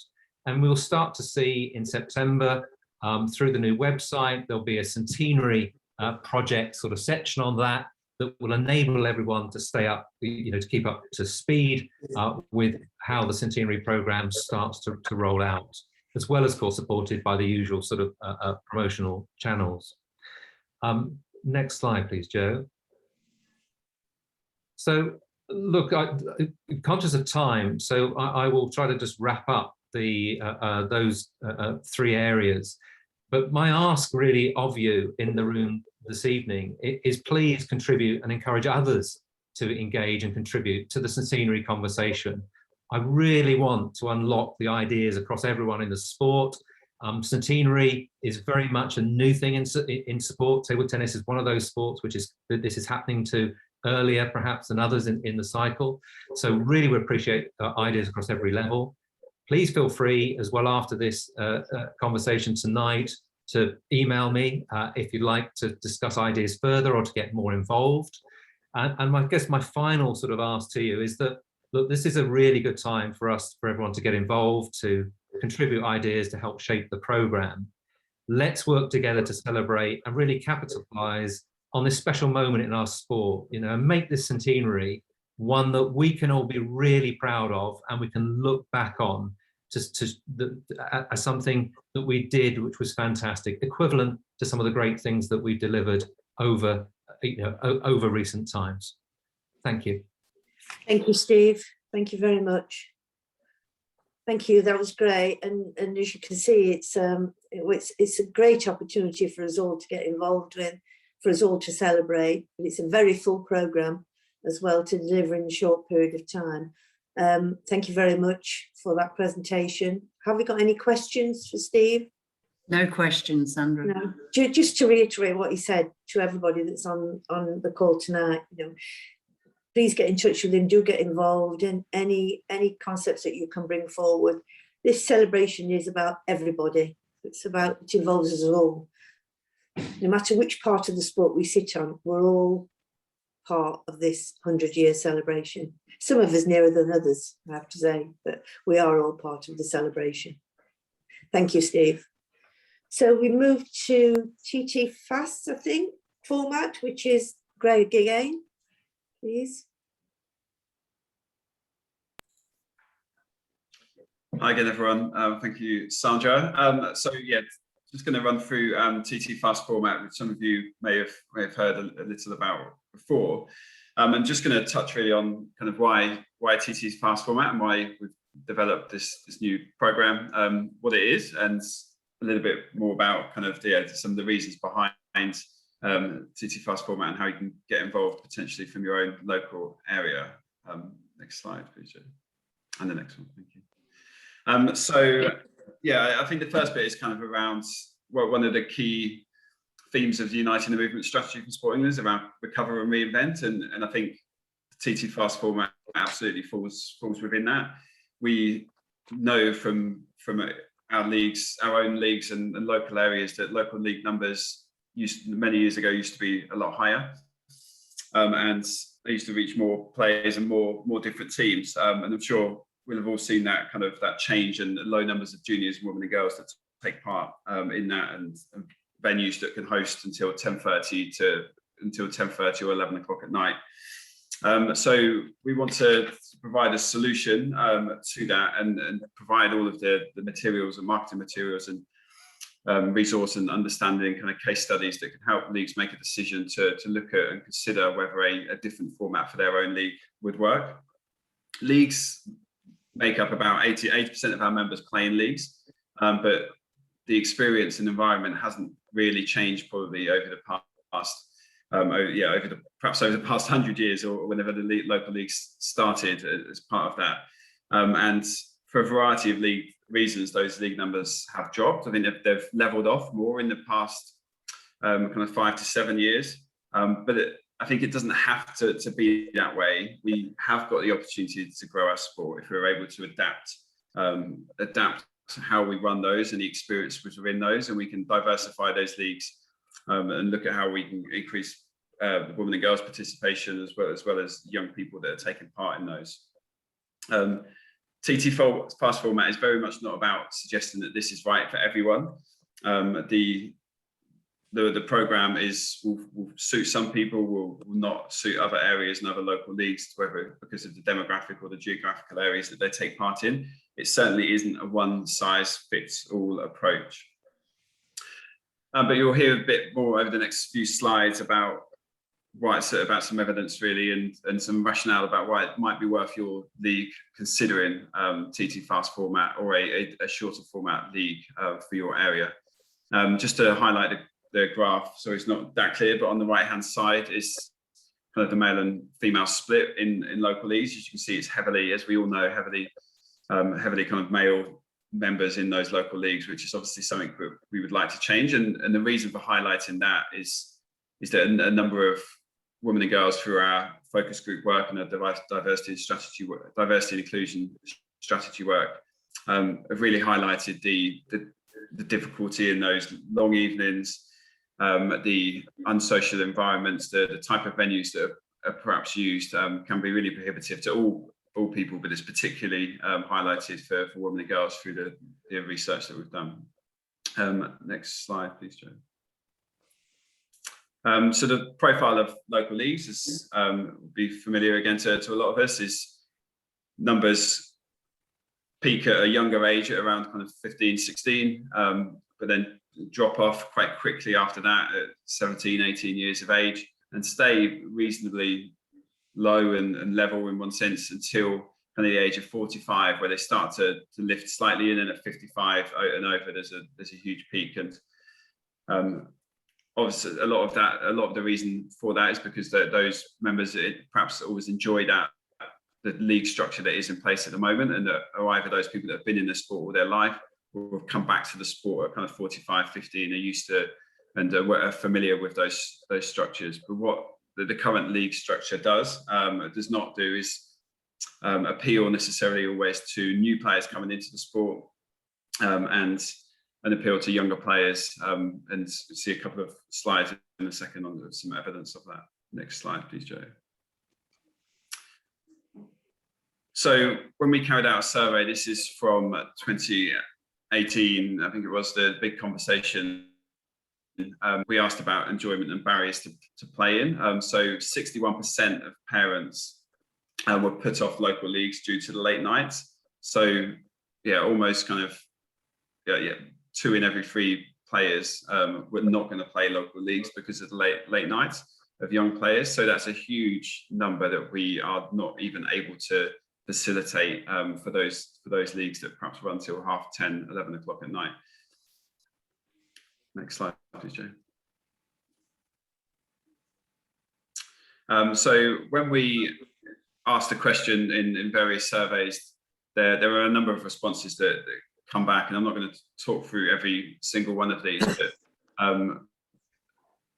there is a huge consensus from many of those surveys that they are looking for a shorter format evening. So an evening that perhaps finishes at 9, half 9, so they can get away and either socialise afterwards or get back home ready for work or school the next day. And these are some of the comments that have come through. So fewer people in the team playing in a larger space. I've not missed league play, so I may not return to this. I just realised I did not like the late nights and long evenings or the rush to get back from work and go to a match. A faster, more competitive format, similar to the Summer League, 2 players per team. So those are some of the comments that have come in, and they are, you know, whilst we recognise that the 3-player leagues are right for some areas and some members, I think there's a growing need for a consideration of a different type of format as well. Next slide, please, Joe. So these are just some of the other comments that have come through from a very recent survey in 2021. Help juniors by not having late nights, and also encourage new members. So very similar themes, and high numbers of those comments coming through. Next slide, please, Joe. Click again, please. So the theory behind TT fast format is very much about trying to finish a match in under 2 hours. So there's 2 options that are part of TT fast format. So there's the 2-a-side 2v2 plus doubles, and the 3-a-side where each player plays 2 singles but no doubles, both of which are achievable in under 2 hours. And there are some leagues that do operate competitive formats similar to this already. So it's not as if we're suggesting anything completely radical or anything brand new. It's very much just trying to highlight the importance of considering any different formats and providing the tools and resources and marketing materials for leagues to be able to pick up and use the promotional videos that we're developing on social media to recruit new teams, or to use the flyers and posters and press kind of template ads that you will be able to use to either reach out to previous players or previous teams that perhaps used to play that may have dropped out because they weren't able to find a venue that could accommodate a late finish, or people that have dropped out of the sport due to family reasons or work reasons, or educational reasons, and this is an opportunity for them to perhaps play again in a shorter format league. Next slide, Joe, please. Click again, please. So there's, as alongside the obvious format considerations, there are a number of other things that have come up through the consultation process, which involved National Council, Members Advisory Group, and speaking to a number of leagues throughout this process. It wasn't just cooked up by 2 or 3 people in the office. It was very much a collaborative process with leagues, and some of the considerations that were asked for as part of that were around looking at guaranteed start time. So I think we're all familiar with turning up to a venue and it's due to start at 7:30, but it doesn't actually start until 8 o'clock, which kind of makes the evening even later. So kind of predetermined warm-up periods as part of that. And then some considerations really around kind of hygiene and accessibility of venues, around toilets being clean and usable. And whilst that might seem a silly one to raise, unfortunately, there's still venues that probably every local league has where they're perhaps not the best facilities. If you've got a new player coming in or a new young player coming in and parents experiencing that venue, or perhaps their first ever local league experience, just to make that as high standard as possible. And outside lighting for winter time are some of those considerations. And this is not at this stage saying everyone absolutely must have that. I think these are considerations as part of the TT Fast format for the leagues and clubs to have around what would work for their areas, and to really think about the experience that we're providing. Next slide, please, Joe. So there are a number of different ways of working within the kind of using the TT Fast format. It's not that it has to necessarily replace the traditional kind of 3-a-side structure that a lot of leagues have in place. So the Leamington League in Warwickshire is a really good example of that. So quite a number of years ago now, they set up a 2-a-side league that operates in the autumn, and then there's a churn of teams that can change, or new teams can come in if new players have started playing from the autumn and spring. But they also run alongside that their 3-a-side league for those that still wanted to take part in that, and both leagues have run now for a number of years alongside each other. I'm sure there are some that play in both, and others that just operate within one of those that suit their own circumstances. Next slide, please, Joe. The other leagues that have come on board now, there's 4 or 5 leagues that are going to be kind of piloting and adopting TT Fast format going into September. There's a couple of leagues that are using it to be able to extend their divisions. They're 1 or 2 division leagues usually, but they're using TT Fast format to actually either extend it from 1 division to 2 divisions or 2 to 3, because obviously there's a lower number in each team, which allows that flexibility to create a better kind of standard in each division, a more consistent standard across the divisions. They're using it to run junior leagues or female-only divisions, and also as an offer to offer something different to the surrounding local leagues. There's still a number of leagues that run very close to each other. Offering a 2-a-side league for a particular league might enable individuals to play in, to find the right format that works for them. And if the 3-a-side still works, they play in one area if they prefer that shorter night. And we're seeing a lot of junior clubs start to look at where that has happened and enter teams in where there's a shorter format league as opposed to the league that perhaps they always ran in, they always played in. Next slide, please, Joe. So as I mentioned, there's alongside this, it's not just a concept because we're all familiar with these formats, but there's a lot of information and guidance and tools that will be able to use alongside this. So the web's obviously set up on TT Leagues, a special area in TT Leagues to be able to run TT Fast format. There's promotional videos that can be used throughout. There's pop-up banners and posters and flyers, some of which we will provide to leagues directly.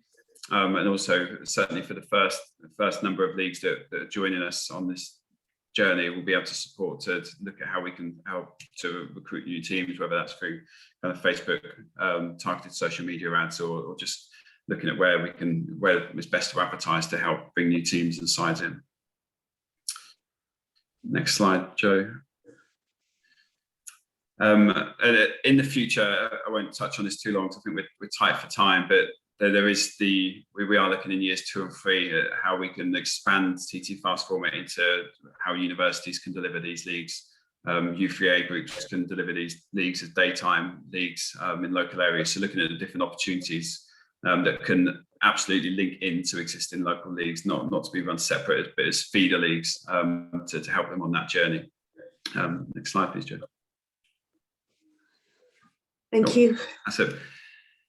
So yeah, thank you everyone. Happy to take any questions, but just a final word. Even though I've talked today about TT Fast format, absolutely a lot of the credit and thanks must go to Chris Newton and Jenny Leach who've developed the program product. I'm just the one talking through it today mainly. Thank you everyone. Thank you, Greg. Thank you. I think the majority of people on this call have been there 10 hoppers, 10, 11 o'clock at night time in the dark environment. Coming out of a local league match, and this is an opportunity to cut down the length of time and which is absolutely more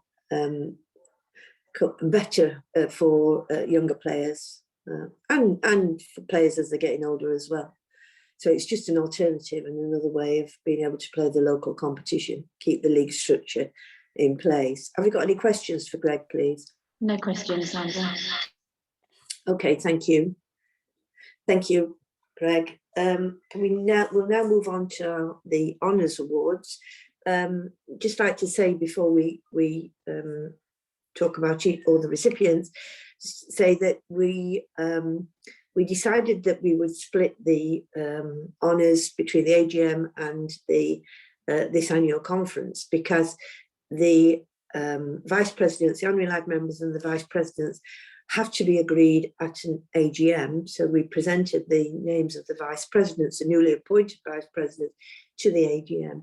But because we knew the AGM was going to go on for a considerable amount of time, which it did, that was nothing new to any of us, we decided that we would wait till this annual conference to announce the actual Honours Award winners so that it wouldn't get lost in the 7 hours plus concept that we were all adhering to with the AGM. So it will be a great pleasure to announce some of the actual honour awards that are going to be mentioned tonight. But we did present the vice presidents, the newly appointed vice presidents in name, but we didn't not necessarily go into any great detail as to their achievement. So we have 1, 2, 3, 4, 5 newly appointed vice presidents, but there was no honorary life members appointed this year. So our newly appointed vice presidents, which were elected at the AGM, were Don Davis for his services to Liverpool and District Table Tennis League. And you can see there that service has been immense. Committee member for 46 years, chair for 21 years, Mike Secretary, press officer, chairman organising committee for Liverpool Grand Prix, which ran highly successfully for many, many years, chairman of Lancashire and Cheshire League, member Archives, Museum and Records Committee. So it's a great pleasure to give Vice President to Don Davis. Next one, please. Again, congratulations to Lisa Lomas, who we awarded Vice Presidency to.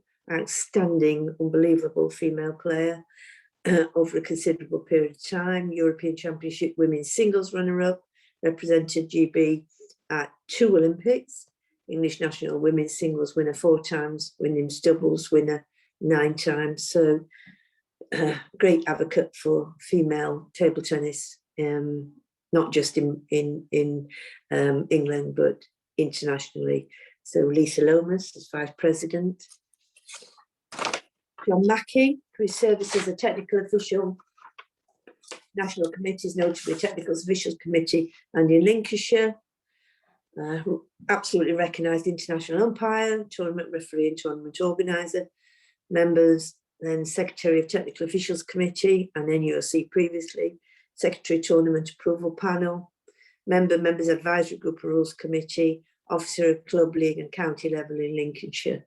Great advocate for our technical officials, John Mackey. Diane Scholler, who we all knew as Diane Rowe, for her service as an international player. I mean, Diane's been living in Germany now for a considerable period of time, but for those of us that have had the opportunity to see her internationally and also on the occasions that she's been back over in England, I mean, the list there of her achievements is unbelievable. I can go through them all, but I was World Doubles Champion, Singles Semi-Finalist, European Championship Women's Doubles winner twice, English Open Women's Singles winner, runner-up, English National Championship 4 times, Women's Doubles, member of European Hall of Fame, Victor Barna Award 6 times, obviously recognised for her doubles playing with her sister, who sadly has passed away. A name that nobody will ever forget, Diane Scholler, Vice President. And Mary Wright, who was Mary Shannon, for her service as an international player for England, World Championship Women's Doubles runner-up, Women's Team Bronze, European Championships, Women's Team winner and runner-up, Women's Doubles winner twice, Mixed Doubles runner-up, English Open Women's Singles winner, Women's Team winner, English National Championships, winner singles 6 times, women's doubles winner 6 times, mixed doubles 3 times, Victor Barna Award 3 times. And I think you'll all agree we might not have a vast amount of women playing now, but here we've got 3 outstanding women that we've been able to give vice presidency to. So congratulations to all our vice presidents that were accepted at the AGM. We now move on to our honours awards, and I'm going to ask special presentation for this. I'm going to ask Jill Parker to present this. So Jill Parker, our president, we can get you in there, Jill, please, to present this very special award, which is the Keith Ponton President's Memorial Award. Can I pass this over to you, Jill?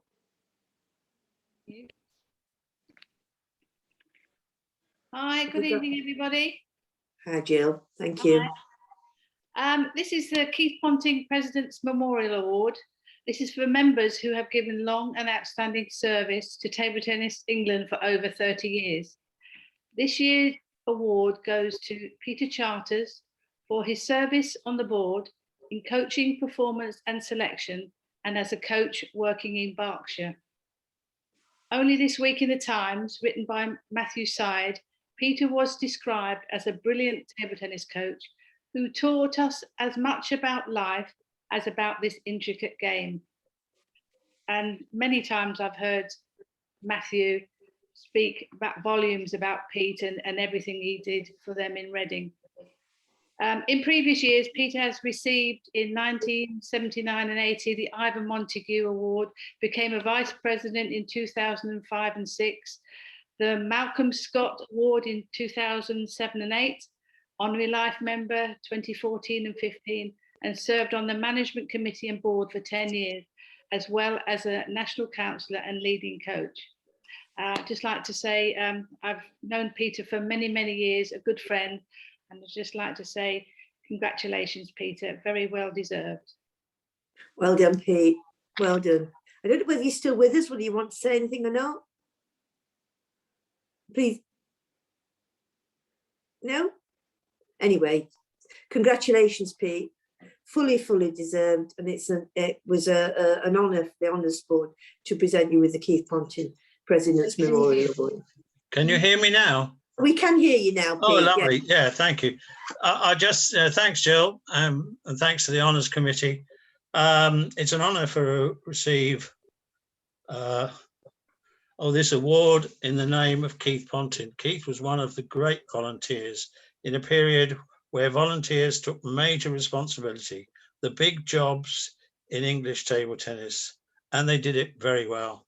For example, Keith ran the whole of the British League from his house in Exeter, a difference to today, which, you know, we have become a lot more professional, but these people during that period of time, Keith in particular, was very professional in everything he did.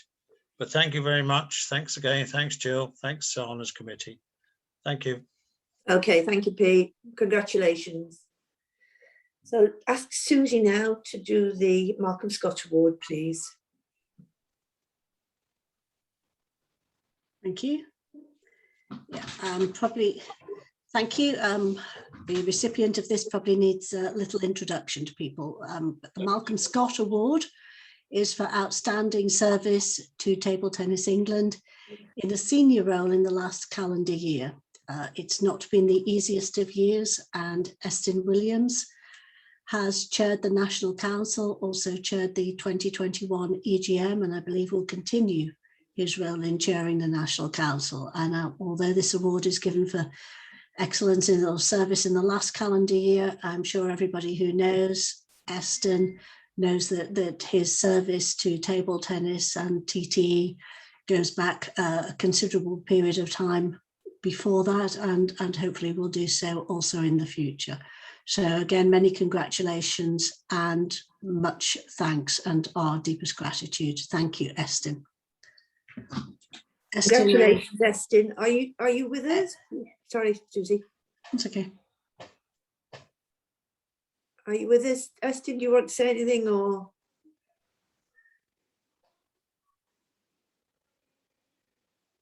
No. Hello. Okay, yes, okay. Can you hear me? Okay, yes, we can hear you, thank you. Well, I don't really want to say anything much apart from thank you very much to the Honours Committee and the board for recommending me for this award. I would say that the whole theory that I have is that if we're all constructive and pleasant towards each other, then that is the way to take the sport forward. And you can see that in all the Olympic teams that you know they're all together and all trying to support each other. And of course, the way that within their sports, I'm sure they're having internal debates, and just as we do here, but I do think that we need to try and always be constructive. And that's what I try and urge as chairman of the National Council, and indeed I try to, you know, be as constructive as possible at the EGM. Thank you very much. Congratulations, Estin. Thank you. Yes, don't move on because we've got a husband and wife team here. So I'm going to announce the recipient of the Ivan Montague Award, which is for significant service to the administration of Table Tennis England. And my word, this year, Carolyn Williams has given some over and above significant service as a returning officer for both the EGM and the AGM. I mean, I just don't know what we would have done without her. She is a star and a diamond. She is just absolutely incredible with the way that she supports the staff at Table Tennis England, supports myself and Susie and the board and the AGM. It's just a great pleasure, Carolyn, to give you this Ivor Montague Award and to say a really, really significant thank you for everything you do, not just as a returning officer, but and the way that you support from an administration perspective. Congratulations on the Ivor Montague Award. I don't think we need to go away because I've still got Carolyn Williams showing up. Are you with us? I think you can hear me, I hope. We can, yes. Yeah, well, I'd like to just say thank you to the Honours Committee and the board for giving me this award. It's been a very interesting year, even if a bit on the hard side sometimes, what with the online general meetings and director elections, but we've done well. I also would like to thank the scrutineers who work with me, as without them, we couldn't get the job done. And they've been very, very good, working very hard at times and giving lots of support to me. I particularly would like to thank Jim Palmer, who sadly died last month, but also Paul Nichols and our new recruit, Jenny Ferguson. And we have 2 vacancies that perhaps people would like to offer to help with if anyone is interested. But thank you again for the award. I'm very honoured. So thank you. No, thank you, Carolyn. Thank you very much. Thank you. Susie, can I ask you to do the next one, please?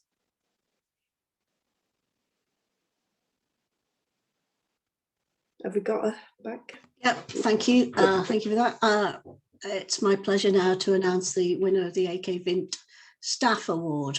This goes to a staff member who has performed over and above normal expectations, and you've already heard from him several times this evening, demonstrating why he is more than qualified for this award and more than deserving of it.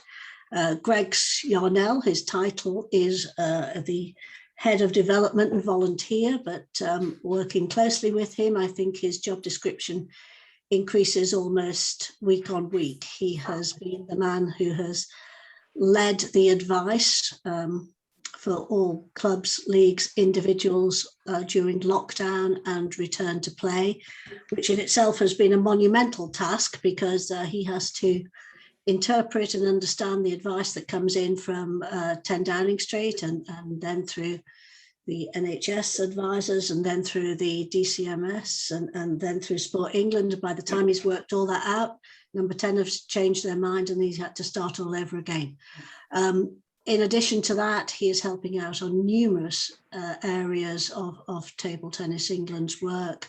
And in fact, we even touched on that he's been working on the Sport England bid for our next tranche of funding that's coming up this month or two. So certainly a very worthy winner. I'll hand over to Greg if he wants to say a few words. I am guaranteed he does not have a PowerPoint presentation for you on this one, but he might just like to say a few words. And a very worthy winner. Congratulations, Greg. Thank you. Thank you, Susie. And yeah, I definitely haven't got a PowerPoint presentation, but it's yeah, honoured to have been selected. And yeah, I feel a bit guilty in one sense because all the work around return to play and ready to return was a huge, big kind of team staff effort. And there were so many people that contributed to that behind the scenes, even though I was the one giving the presentations. So yeah, and without the volunteers and clubs kind of supporting and engaging in that process as well, it just wouldn't have been possible. So yeah, but thank you for selecting me. Really appreciate it. Congratulations, Greg, fully deserved. So we now move on to the Victor Barna Award, which is for the most notable performance by an English international player in 2020. And I'm sure everybody will agree that it could not have gone to anyone other than Liam Pitchford for his performance in the Qatar Open in 2020, when he reached the final, beating the world #1 in the semi-final. something that we thought was almost impossible as he got to the semi-final. And I was very fortunate to be there, and he was just absolutely phenomenal, and reached the final of the 2020 Qatar Open, which has given him a world ranking of number 15, which of course has stayed there throughout the whole of the period of time. So his dedication, his work rate, his commitment, he left home at 16 to go and live in Germany. He is the absolute professional, and it's a real honour to be able to once again present him with the Victor Barna Award.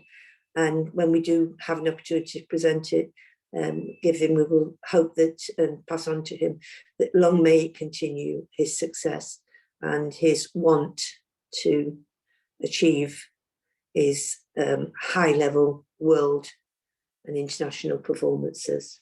So Liam Pitchford, congratulations to Liam. Finally, the Mike Watts Achievement Awards, which is for juniors showing the greatest improvement in 2019 and 2020, and that goes to Joseph Hunter and to Bethany Ellis, both of which have improved immensely over the year, and I think I'm right in saying we're out at the European Youth Championships, so we're performing out there in Croatia. So congratulations to them both. Again, given an opportunity, we will be able to present the Mike Watts Achievement Award to those two very, very much improved young players. So that completes the awards, and it completes the annual conference. I'd just like to say a few thank yous, please, before we all go. We're nearly on time, I think. We were hoping to finish by 9:30. It's just 10 minutes over, but I'd like to thank the staff for their presentations tonight. I hope that those that are on the conference and have managed to stay with us have picked up lots of different initiatives and ideas that we're putting forward to move into 2021-22 season. I'd like to thank Joe and Vicky for everything they do to bring this together. It's such a difficult concept trying to run the annual conference, the AGM, the virtual concepts that we have in the seminars and the webinars through an electronic system. So thank you very much for helping us get through it incredibly efficiently, and also with ease. Tremendous help to myself. I'd like to thank Jill Parker for being with us and presenting the prestigious Keith Ponting Award. I specifically like to thank Susie. Susie, thank you for sitting by my side at the AGM, and also for sitting by my side here, but not physically, but actually being there with me all the way through. And most of all, I'd like to thank you all of you that have attended tonight. It's been a lovely opportunity for us to be able to look at the past, look what's happening in the future, and most importantly, I think, for us to have the idea how we can celebrate our centenary. Thank you all for your time. Thank you all for being with us. And I can't say safe journey home because most of you are there, but I think you can now go and have your supper and a nice cup of tea or whatever it is that you feel that you need to have a drink now. Thank you very much indeed. I really do look forward to seeing as many of you as possible out there in the events, at the league meetings, at the county meetings. The 21-22 season, I hope, will be an opportunity for us all to physically meet again. Thank you very much, and good night to each of you. Good night.